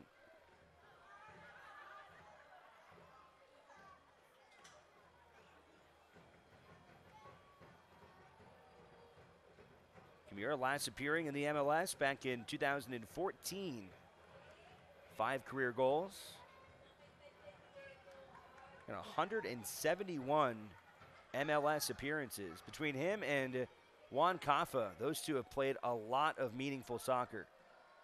A lot of top flight soccer, and for these guys who haven't played outside of USL, their experience is vital. Kasipli sliding down, trying to get that one away from Fernandez. Richards helps him win it back. Gets it up to Matt LaGrassa. Nice little footwork from Brent Richards to find Matt LaGrassa there. Good timing there. Opano, along with Kelly, they had numbers, but a nice job there. And once again, it's Jorge Corrales, the 26-year-old from Cuba. He has done a really good job in some pressure situations tonight. Oh, he has. He's had a very good game, Corrales. Weehan hesitated on that one there. I think he's kicking himself a little bit. He could have raced up and maybe stolen that one away and set something up towards goal. Instead, Tulsa takes it into the other half. Oh, miscommunication from Reno 1868 to give the ball away in the middle of the field. Dangerous spot here. Mata trying to get it centered for Calistri and cleared away. Good job there by Reno's defense. Good job by Colin Fernandez to keep the pressure up the field, but then ball goes out of play.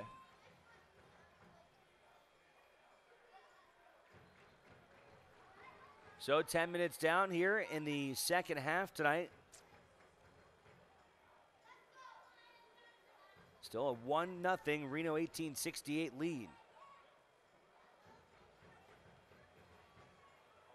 Kelly trying to race through a couple defenders, can't get to it before Byers sends it back the other way.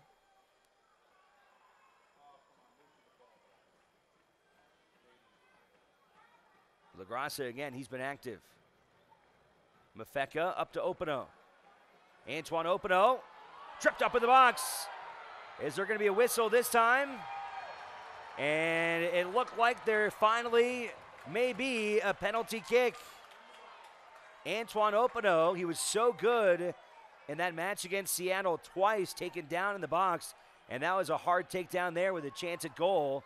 And still trying to see what they're deciding here, but it looks like a yellow card is coming out for the Tulsa Roughnecks. He does such a good job to get to the other side of Corrales, and Corrales just comes in late, and Opano's able to win yet another penalty kick.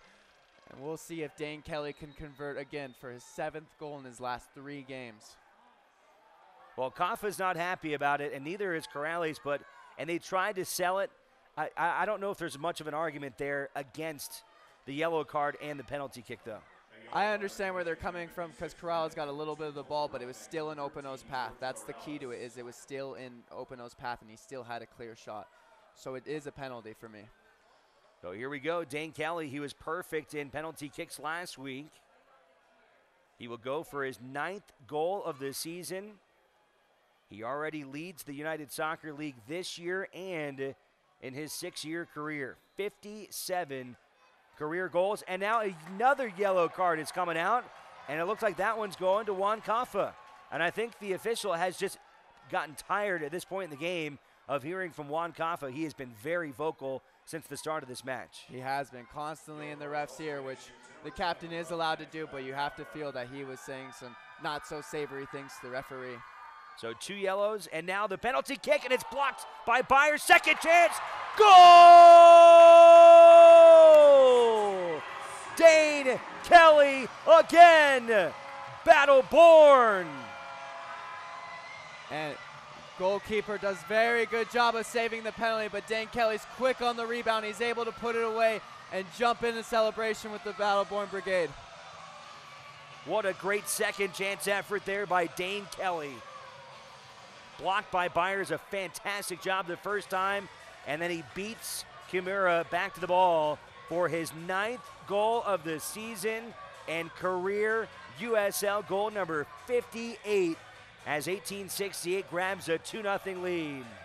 What an incredible USL career and incredible season so far for Dane Kelly. Dane Kelly cannot be stopped right now in the United Soccer League. As you mentioned now, 7 goals in his last 3 matches. And 9 overall for the season. He leads the goal scoring charts in USL. Tulsa trying to quickly put together something on the counter. A little more aggressive than we've seen them so far tonight. Here's Kaffa. Kaffa left-footed strike in past the diving arm of Andrew Tarbell. That's pretty good look there by Juan Pablo Kaffa. That's some good passing combination from Tulsa to be able to find Juan Kaffa in that space, and he tries to hit one from long out, but just wide of Andrew Tarbell's post. Tarbell in good position there, following that one all the way to the post as it went just a couple feet wide. Tarbell going for his first clean sheet here in the USL. He did give up 2 goals in his last start. That was against Orange County, the very early part of the season. Here comes Seth Kasipli. He might have a chance at it. Centers it for Opano, and look at that job by Kimura. What a fantastic headed performance there to keep that one out of harm's way. That's good defense from Kimura. He gets his body in front of Opano, makes sure he can't get a run up, and then puts it out for a corner kick. If his head doesn't get in the way there, Opano might connect on his first goal in a Reno 1868 uniform.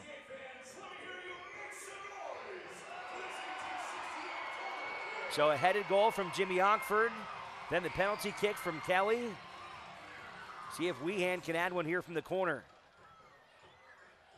LaGrassa with a good head there and a leaping stop by Byers, who continues to be really good in goal.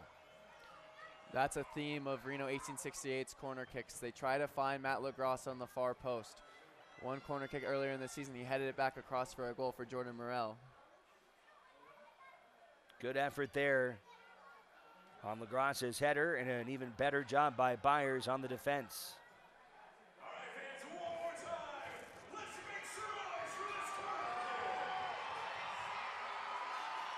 Weehan once again from the corner, and this time a whistle blown. And they're going to give it back to Byers to kick it away.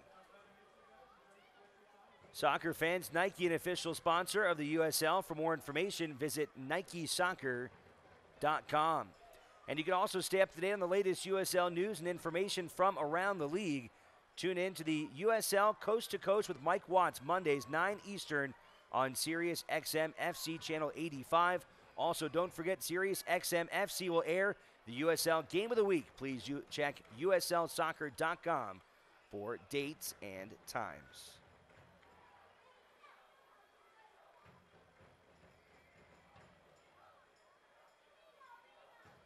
Coors Light reminds you to celebrate every climb safely. Coors Brewing Company, Golden, Colorado. Great beer, great responsibility. Looks like we'll see Luis Felipe Fernandez come in for Reno 1868, the Brazilian midfielder who played last year at Fort Lauderdale Strikers. Got a chance to see a little bit of Fernandez in Saturday's match against Seattle. Came in on as a second half substitution. Also played 120 minutes in the Open Cup last week. She's gotten a lot of time in his short stay so far here in Reno.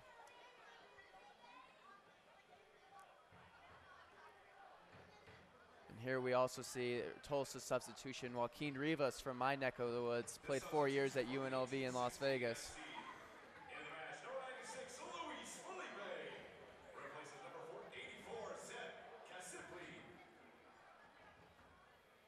Just made the announcement. It sounds like Fernandez will take over for Seth Kasipli in the midfield. Seth Kasipli's had a good game. He's had some trouble with the amount of bodies around him, but he's done well, and he's hit a couple dangerous balls over the top and controlled the game well. Lindo Mafeka sends it back for Kip Colby. Now it's LaGrassa. Up to Kasipli. Now Dane Kelly. Crosses it. Lindo Mafeka. Left-footed strike, and it's in! Off the post and good! Lindo Mafeka. Lindo Mafeka has a lot of space on that far post. Tulsa keeps trying to get numbers into the man with the ball, and they're able to find Lindo Mafeka with acres of room in that far post, and it's a brilliant finish into that far post, off the post and in. I don't think there's any way Byers was expecting that ball was going to come off his left foot and go where that ball just did. Oh no, with that outside of the left foot, it hits that spin right beyond his reach and into the goal. Fantastic goal from Lindo Mafeka. Absolutely brilliant goal from Mafeka, who has been such a spark plug coming down from San Jose.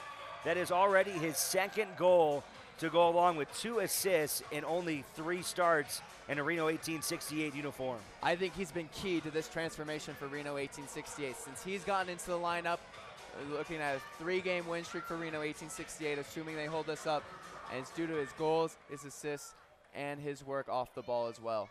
He's a fantastic talent. Our goals presented by Audi Reno Tahoe as Mata comes up there, and they're going to throw the flag up in the air. Yeah, Mata does well to drift off of Jordan Morel, but he's just offside. They did make the substitution. Casipli out, Luis Felipe Fernandez in, and our substitutions presented by the Les Schwab Tire Center. Fans Coors Light reminds you that every climb deserves a refreshing finish, and every night deserves a safe ending. Coors Brewing Company, Golden, Colorado. Greater beer, great responsibility.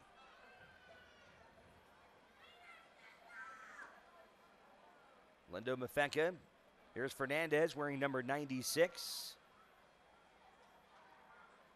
Plays it back for LaGrassa.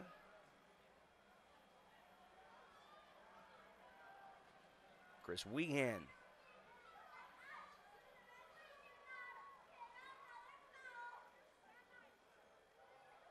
Back to Ockford and Morel.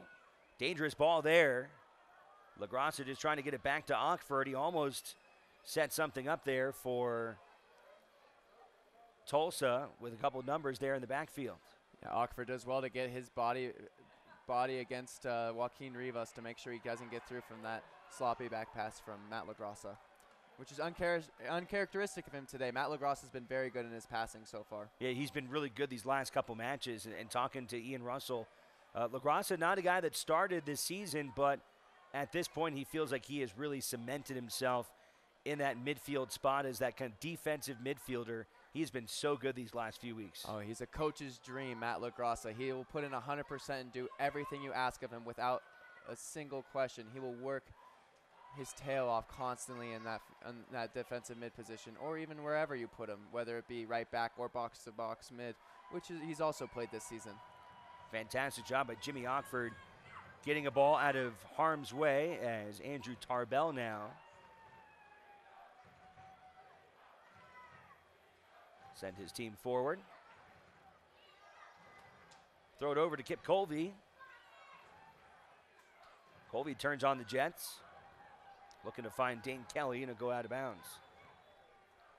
How about this recent play from Reno 1868? A 4-0 decision on the road in Phoenix. They win in Seattle in their second round matchup of the US Open Cup. They come home and just absolutely dominate the third place team in the circuit in the Seattle Sounders 6-0. And now here tonight taking on a pretty talented Tulsa team, and they have really been in control of this one ever since Jimmy Ockford found the back of the net towards the end of the first half. Yeah, 13 goals for, 0 against in their last 3 games. That is a very impressive turnaround for Reno 1868, and they're showing that they're a team to be feared in this Western Conference. So a couple of substitutions for the Roughnecks. Madhu Jadama and Ian Savantesson have come in. And those are 2 guys that are usually starters for Tulsa. I was a little curious not to see them in the starting lineup here tonight. Another shot here, and it's Opano! Antoine Opano finds the back of the net. And Reno just cannot be stopped right now. Reno are running away with this game once again. That's a smart ball from Chris Weehan. Dane Kelly leaves it for Opano, and Opano finishes it one time in the back of the net. Unbelievable. What a selfless play there by Kelly, too. Look, he saw Opano coming. He could have himself stepped in and maybe put his left foot into that one. Instead, he lets Opano come up and finish his first goal in a Reno 1868 uniform, and that was a beauty. Yeah, a little uncharacteristic of Dane Kelly. He always wants to get in the score sheet, but with the amount of penalties that Opano has earned for him in the last 2 games, you'd think he'd want his strike partner to get one. So Opano, who has 7 Major League Soccer goals to his name, now has a goal to his name with Reno 1868.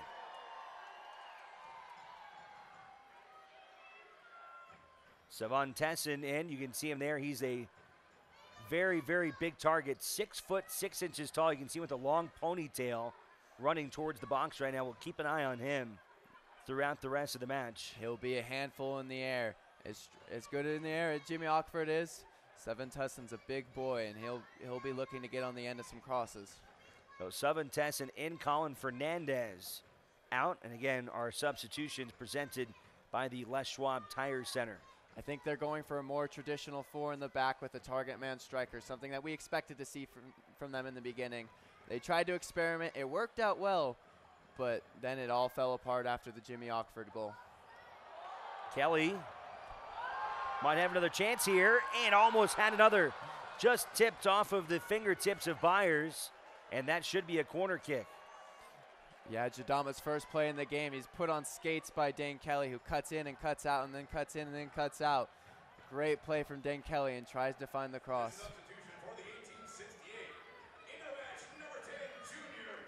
USL is the most prominent second division professional league in the world, featuring some of the game's top talent and rising stars.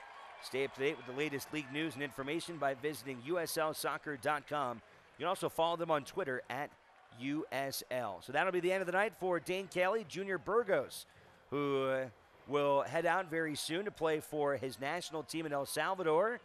But before he does, he'll get a chance to come in the second half here tonight in the final 25 minutes of this match. Looks like he's calling off Chris Weehan in the corner, and his first play of the game is going to be putting this in and try to find somebody's head.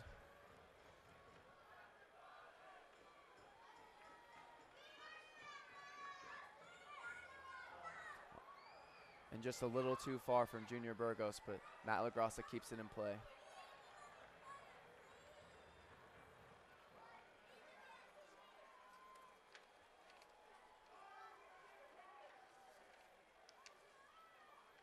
Fans, you can learn the beautiful game from your very own Reno 1868 players. Sign up for 1868 FC's inaugural season camps and elite training, starting at only $199 per child. Learning more at Reno1868.com. Junior Burgos from the corner. Popped it up, headed by LaGrassa, and kicked away out of trouble as here comes Tulsa very quickly the other way. That same play we talked about earlier where you find Matt LaGrassa in the far post, and he's going to head it back across and try to find someone on the top of the 6, but no one was there for it.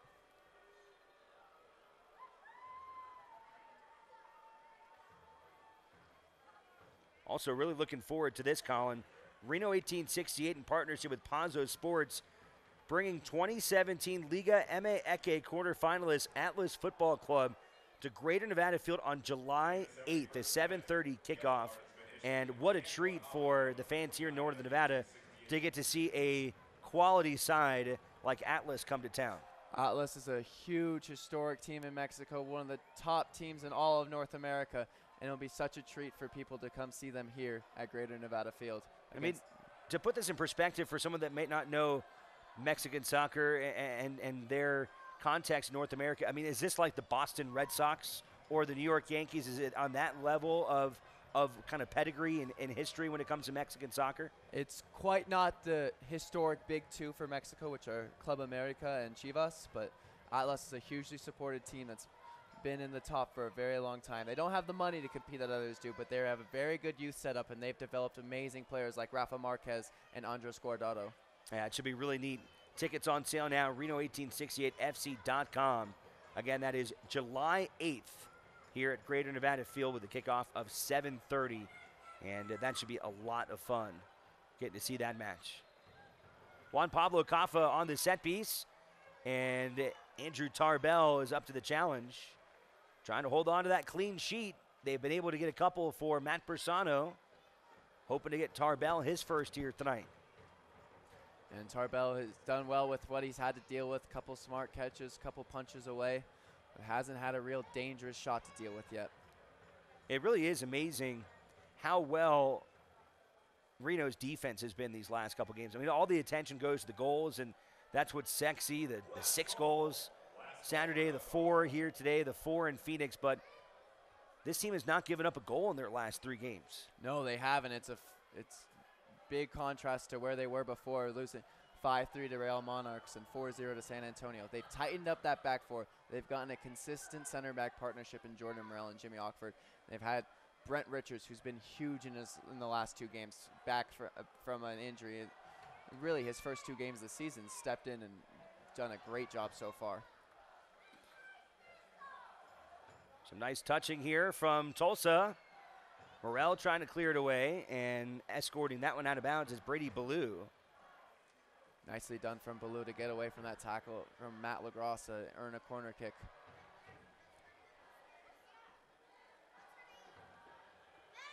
Been a lot of corners from the Roughnecks in this one.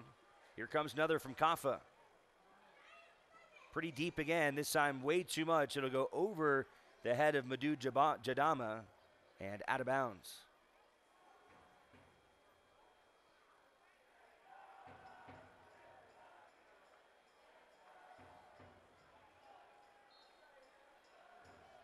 For nothing Reno, 3 goals here in the second half. A penalty kick from Dane Kelly after Antoine Opano is taken down in the box. And then goals as well from Opano and Mafeka.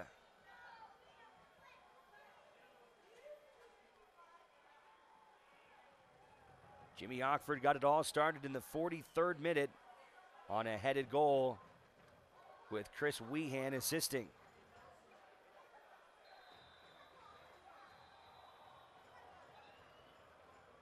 Next goal came in the 57th minute from Kelly. And then Mafeka and Kisiplis were 1 minute apart, 62nd and 63rd minutes of this match.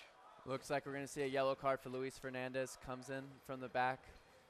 And yes, I think that's the right call. Tries to keep the pressure upfield. Sees how many numbers Reno 1860 have up front, but goes through the back of the legs of the Tulsa player. Yeah, a lot of discipline in this one. 3 yellows for Tulsa and 3 as well for Reno. Could be more. Ref's let it on to be pretty physical.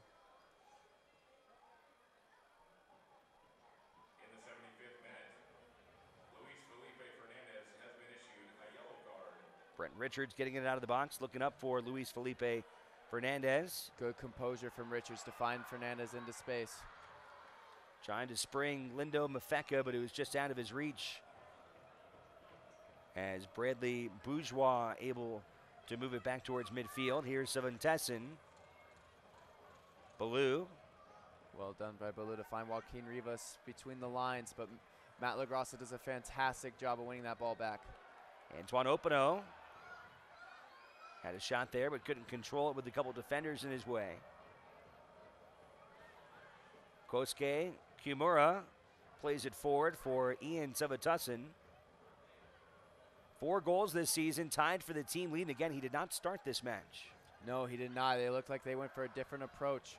Try to get a lot of numbers in the midfield and then counterattack through Mata, but it was not able to work out for Tulsa today. Junior Burgos with the ball teed up for him in the box. Right-footed strike. Too much, though. Nice pass there from Weehan as Burgos came in too strong. And we'll keep it 4-0 here into the 77th minute.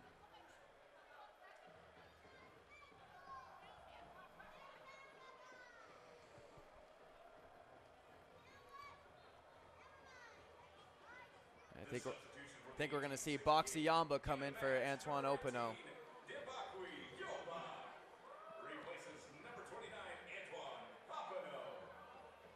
Richards. Well done from Shoved down. Calistri stays with it, though. Ockford clears it down temporarily. Ockford plays it up to Mafeka, now Burgos. And back to Tulsa.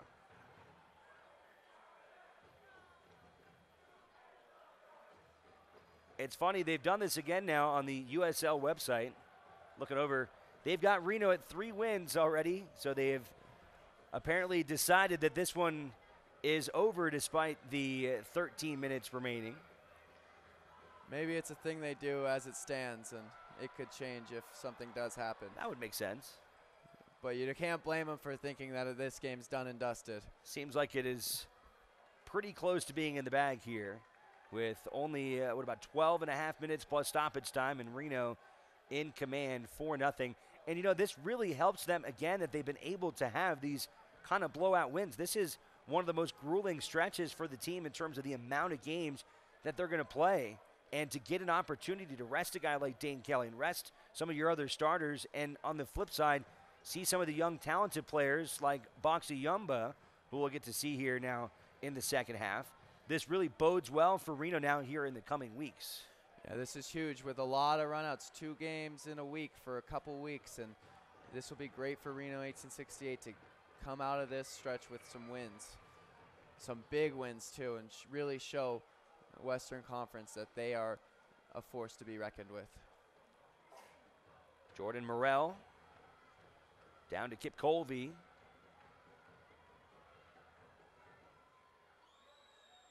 Colby has it taken away by Sullivan Tussin. Kaffa. That's a great ball by Kaffa to find Kalistri.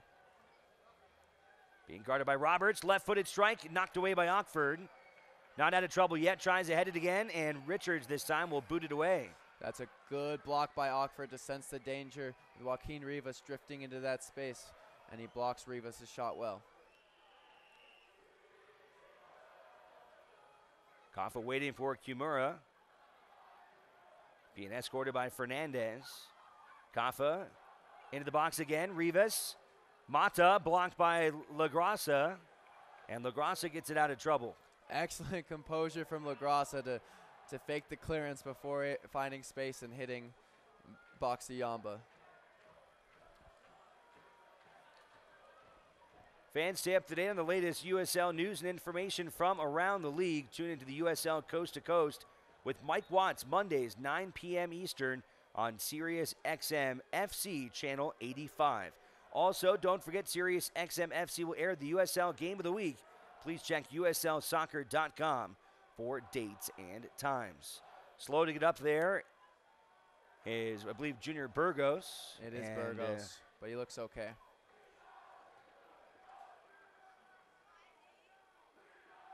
I have to come off of the field for a little bit because the trainer came on. That'll slow down play a little bit here as we approach the final 10 minutes in regulation. Tulsa have actually had a good spell for the last 5 or so minutes, has some chances, able to get players in advanced positions and really threaten Reno.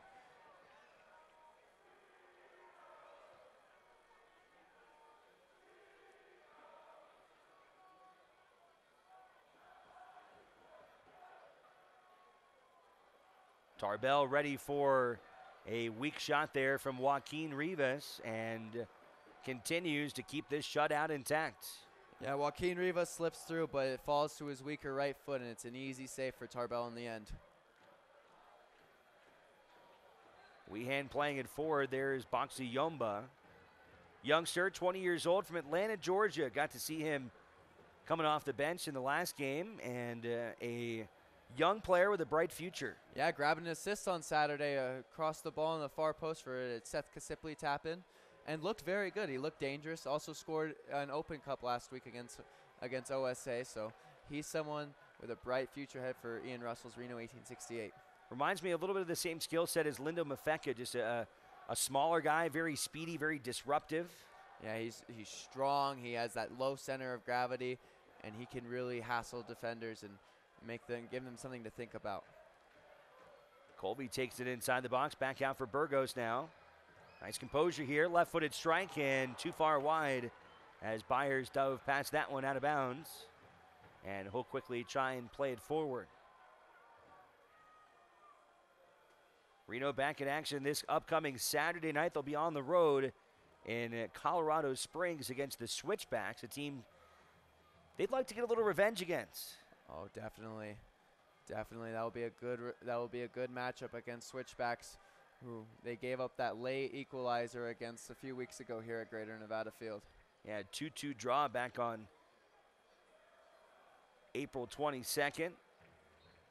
Chance to try and keep their win streak going, and then a very important match 1 week from tonight in Sacramento, round 3 of the U.S. Open Cup, and if Reno can win that match, they will get to host a Major League Soccer team, Real Salt Lake, right here at Greater Nevada Field in the 4th round. It will be an important derby match against Sacramento Republic, Reno's rivals. First time traveling to Sacramento, and it will be interesting to see how they do against a very strong Sac Republic team. Yumba and Mafeka combining at the top of the screen there. Now Burgos sending it wide for Fernandez.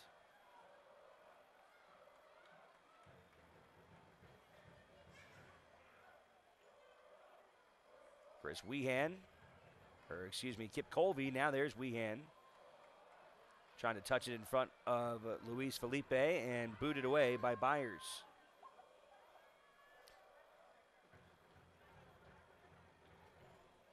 Oh, a chance there for Sullivan Tesson, but he couldn't keep it contained. Could have had a runaway chance at the goal there in front of Tarbell. Instead, Tulsa will have to play it back and get some bodies ready.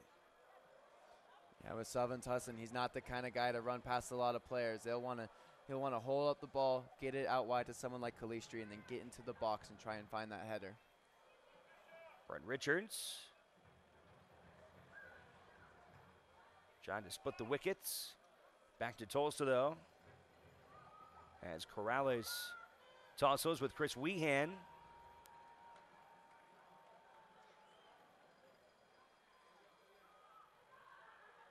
Kaffa. Up to Rivas. Touch pass. Looking back towards Rivas, and Tarbell sniffs that one out. Racing up and diving on it to avoid trouble before Joaquin Rivas could get any kind of a shot on it. Good, quick, clever play from Tulsa, and they almost find Rivas through the goal, but it's just a little too heavy for him, and Tarbell's able to claim that. Yeah, nice little combination there, wasn't it? Oh, yeah, that one-touch passing. That was good stuff from Tulsa.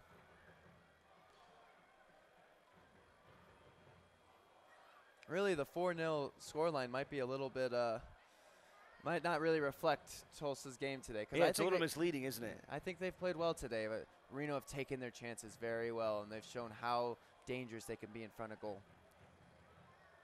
Well done from Kip Colby there to get the ball to Luis Fernandez. Junior Burgos trying to find Weehan, but taken away by Corrales. Mafeka. You can just see how tough he can be. Lindo Mafeka, relentless. Yeah, he might be short in stature, but he will get in the end. He will fight for every single ball. He will win the ball, no matter, even if he is playing as a center attacking mid. He's so good defensively, and it's so crucial to the way Reno plays, being able to win the ball that high up the field. Mafeka tripped up as Burgos waits for him. Sends it back to Mafeka, now wide for Weehan. Brent Richards back towards Jimmy Ockford. And all the way back to Andrew Tarbell.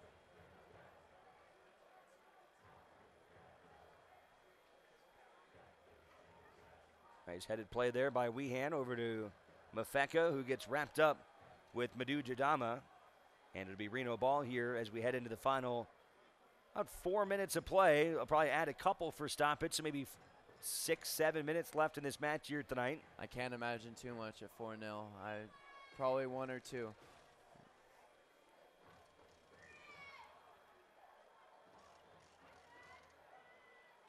Reno appears to be headed to 3 consecutive wins, and for Tulsa, 2 consecutive losses. Nice win there by Fernandez, keeping it alive.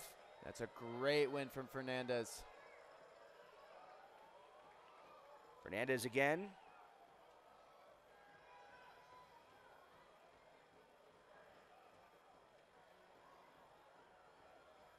Yumba trying to get it up to him.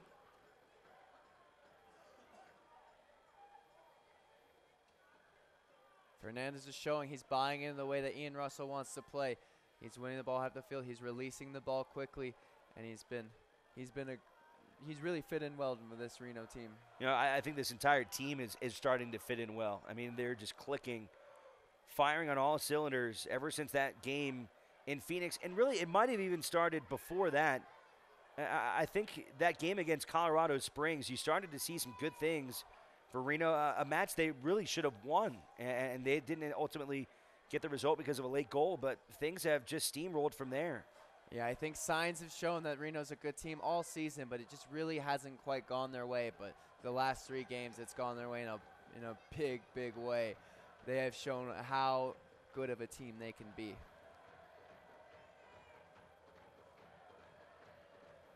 Tulsa trying to avoid the shutout here tonight. Tarbell looking for that clean sheet. Here's Jadama. Gets a little bit of space from Afeka. Headed away by Richards. Junior Burgos. Waiting to see what he wants to do with it. Sends it up to Yomba. Now back for Fernandez and booted forward by Kip Colby.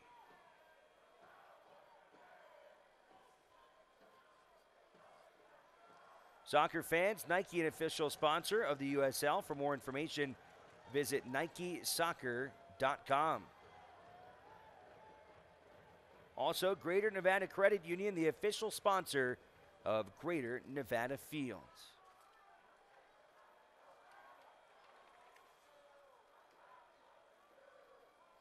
Next home match at Greater Nevada Field, June 7th. 2 weeks from today, when Rio Grande Valley, an affiliate of Houston, the Dynamo, Grand Valley will be here, a 7:30 kickoff. Back-to-back games, it'll be Rio Grande Valley and then Sacramento. First time Sac Republic will come to Greater Nevada Field for a regular season match. Savon Tesson centers it and cleared away by Richards, holding on to that shutout. Yeah, Sac Republic was here in preseason for a very entertaining game, 3-3 draw. And you have to imagine a lot of fans from that Tower Bridge Battalion will be coming down the hill, and should be a pretty nice atmosphere at Greater Nevada Field on June 10th. Oh, nice to see some battle between the home fans and away fans. You don't get that a lot in USL, so when you do, it's always special. I think there's always kind of an assumed rivalry that is going to exist between the two teams. They haven't even played each other yet, at least in a regular season game. But just because of how close they are with each other, that it would be a natural spot for a rival. 2 minutes of stoppage time added here tonight in downtown Reno. Kosuke Kimura advances it up for Calistri. Well done from Weehan to sense the danger. He saw Lagrassa out of position trying to win that tackle, and he was able to cover for him in that hole in front of the defense and does well to win that tackle. Reno moments away from finishing off their 3rd consecutive shutout and 3rd consecutive win. We'll see if they can close out Tulsa here in these final seconds.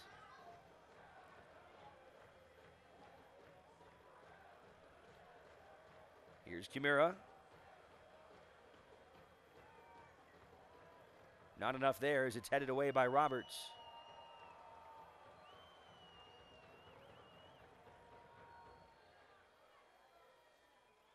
Kaffa. In for Rivas. Pops it up. There they're trying to find Savon Tussin, trying to use his height to his advantage, but too much there on the lob as he'll now trip up Kip Colby. Reno will take their time taking this free kick, let some people get up the field, relieve that pressure. Almost tried to find a quick Delindo Mafeka, but ref calls it back.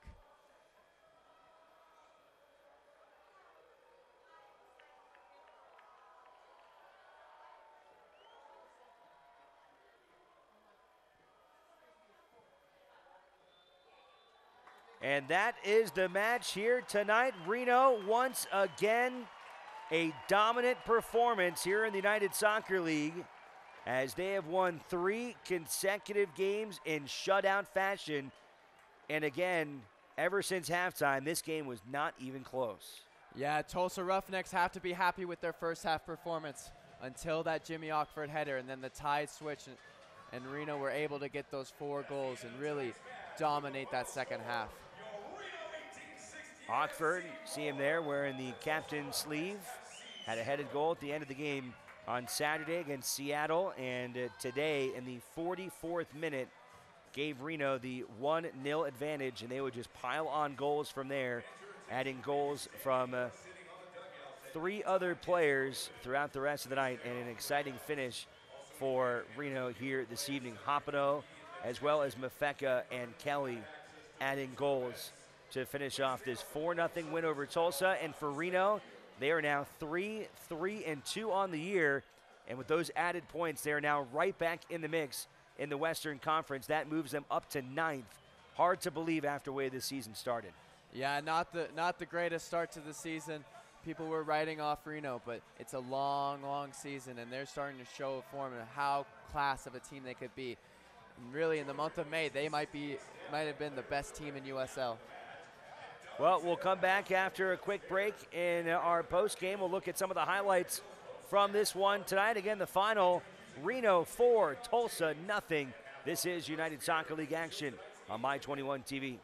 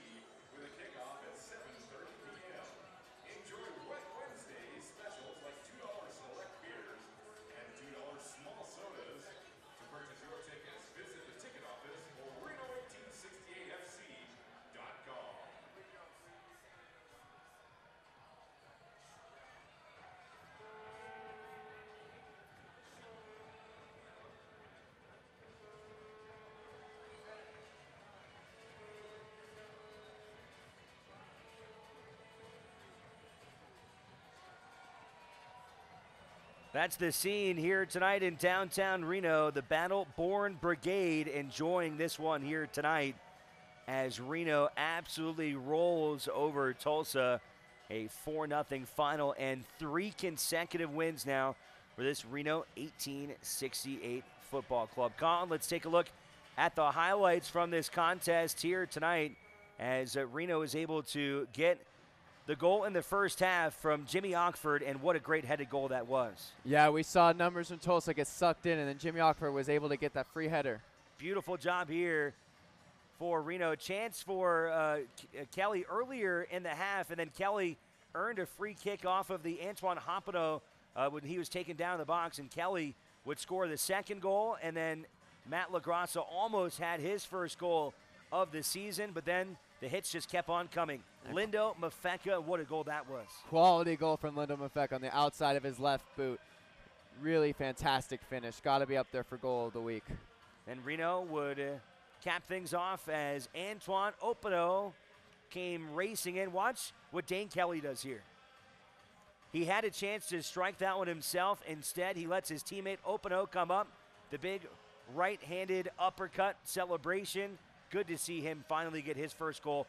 The amount of goals he has contributed to, in particular being taken down in the box 3 times now in the last 2 games, it's about time that he got a goal of his own. In his last 2 games, he's been such a lethal striker, even though he does only have that 1 goal. He's been so good at getting behind the defense and really getting taken down in the box. 3 penalties earned for him in the last 2 games. Openo has to be very proud of his performance today. And Ian Russell must be very proud of this team right now. A club that started with 3 losses and 2 draws, and now they have won 3 consecutive matches. And boy, you'd love to see this team get a chance to get after some of the top teams in the circuit again, because I think the way that they're playing right now, they'd love to see an RSL or a San Antonio again. I think they can beat anyone on their day now. They are looking so lethal in front of goal and have completely tightened up their defense. 14 goals for, 0 against in their last 3 games. Really astounding from Reno 1868 the last week and a half. Pretty incredible. Let that sink in. 14 goals for, 0 against in their last 3 matches. Again, Reno's going to hit the road this weekend. They'll play in Colorado Springs. Next Wednesday, U.S. Open Cup match in Sacramento. And then after that, following Wednesday, back here at Greater Nevada Field, where they will take on Rio Grande Valley. Copyright of this broadcast owned by USL Productions, LLC. All rights to this broadcast are reserved, and any rebroadcast, recording, retransmission, or any other use of this broadcast without the express written permission of USL Productions is prohibited. Been an absolute pleasure once again with you here. Want to say thanks to our crew here at Greater Nevada Fields.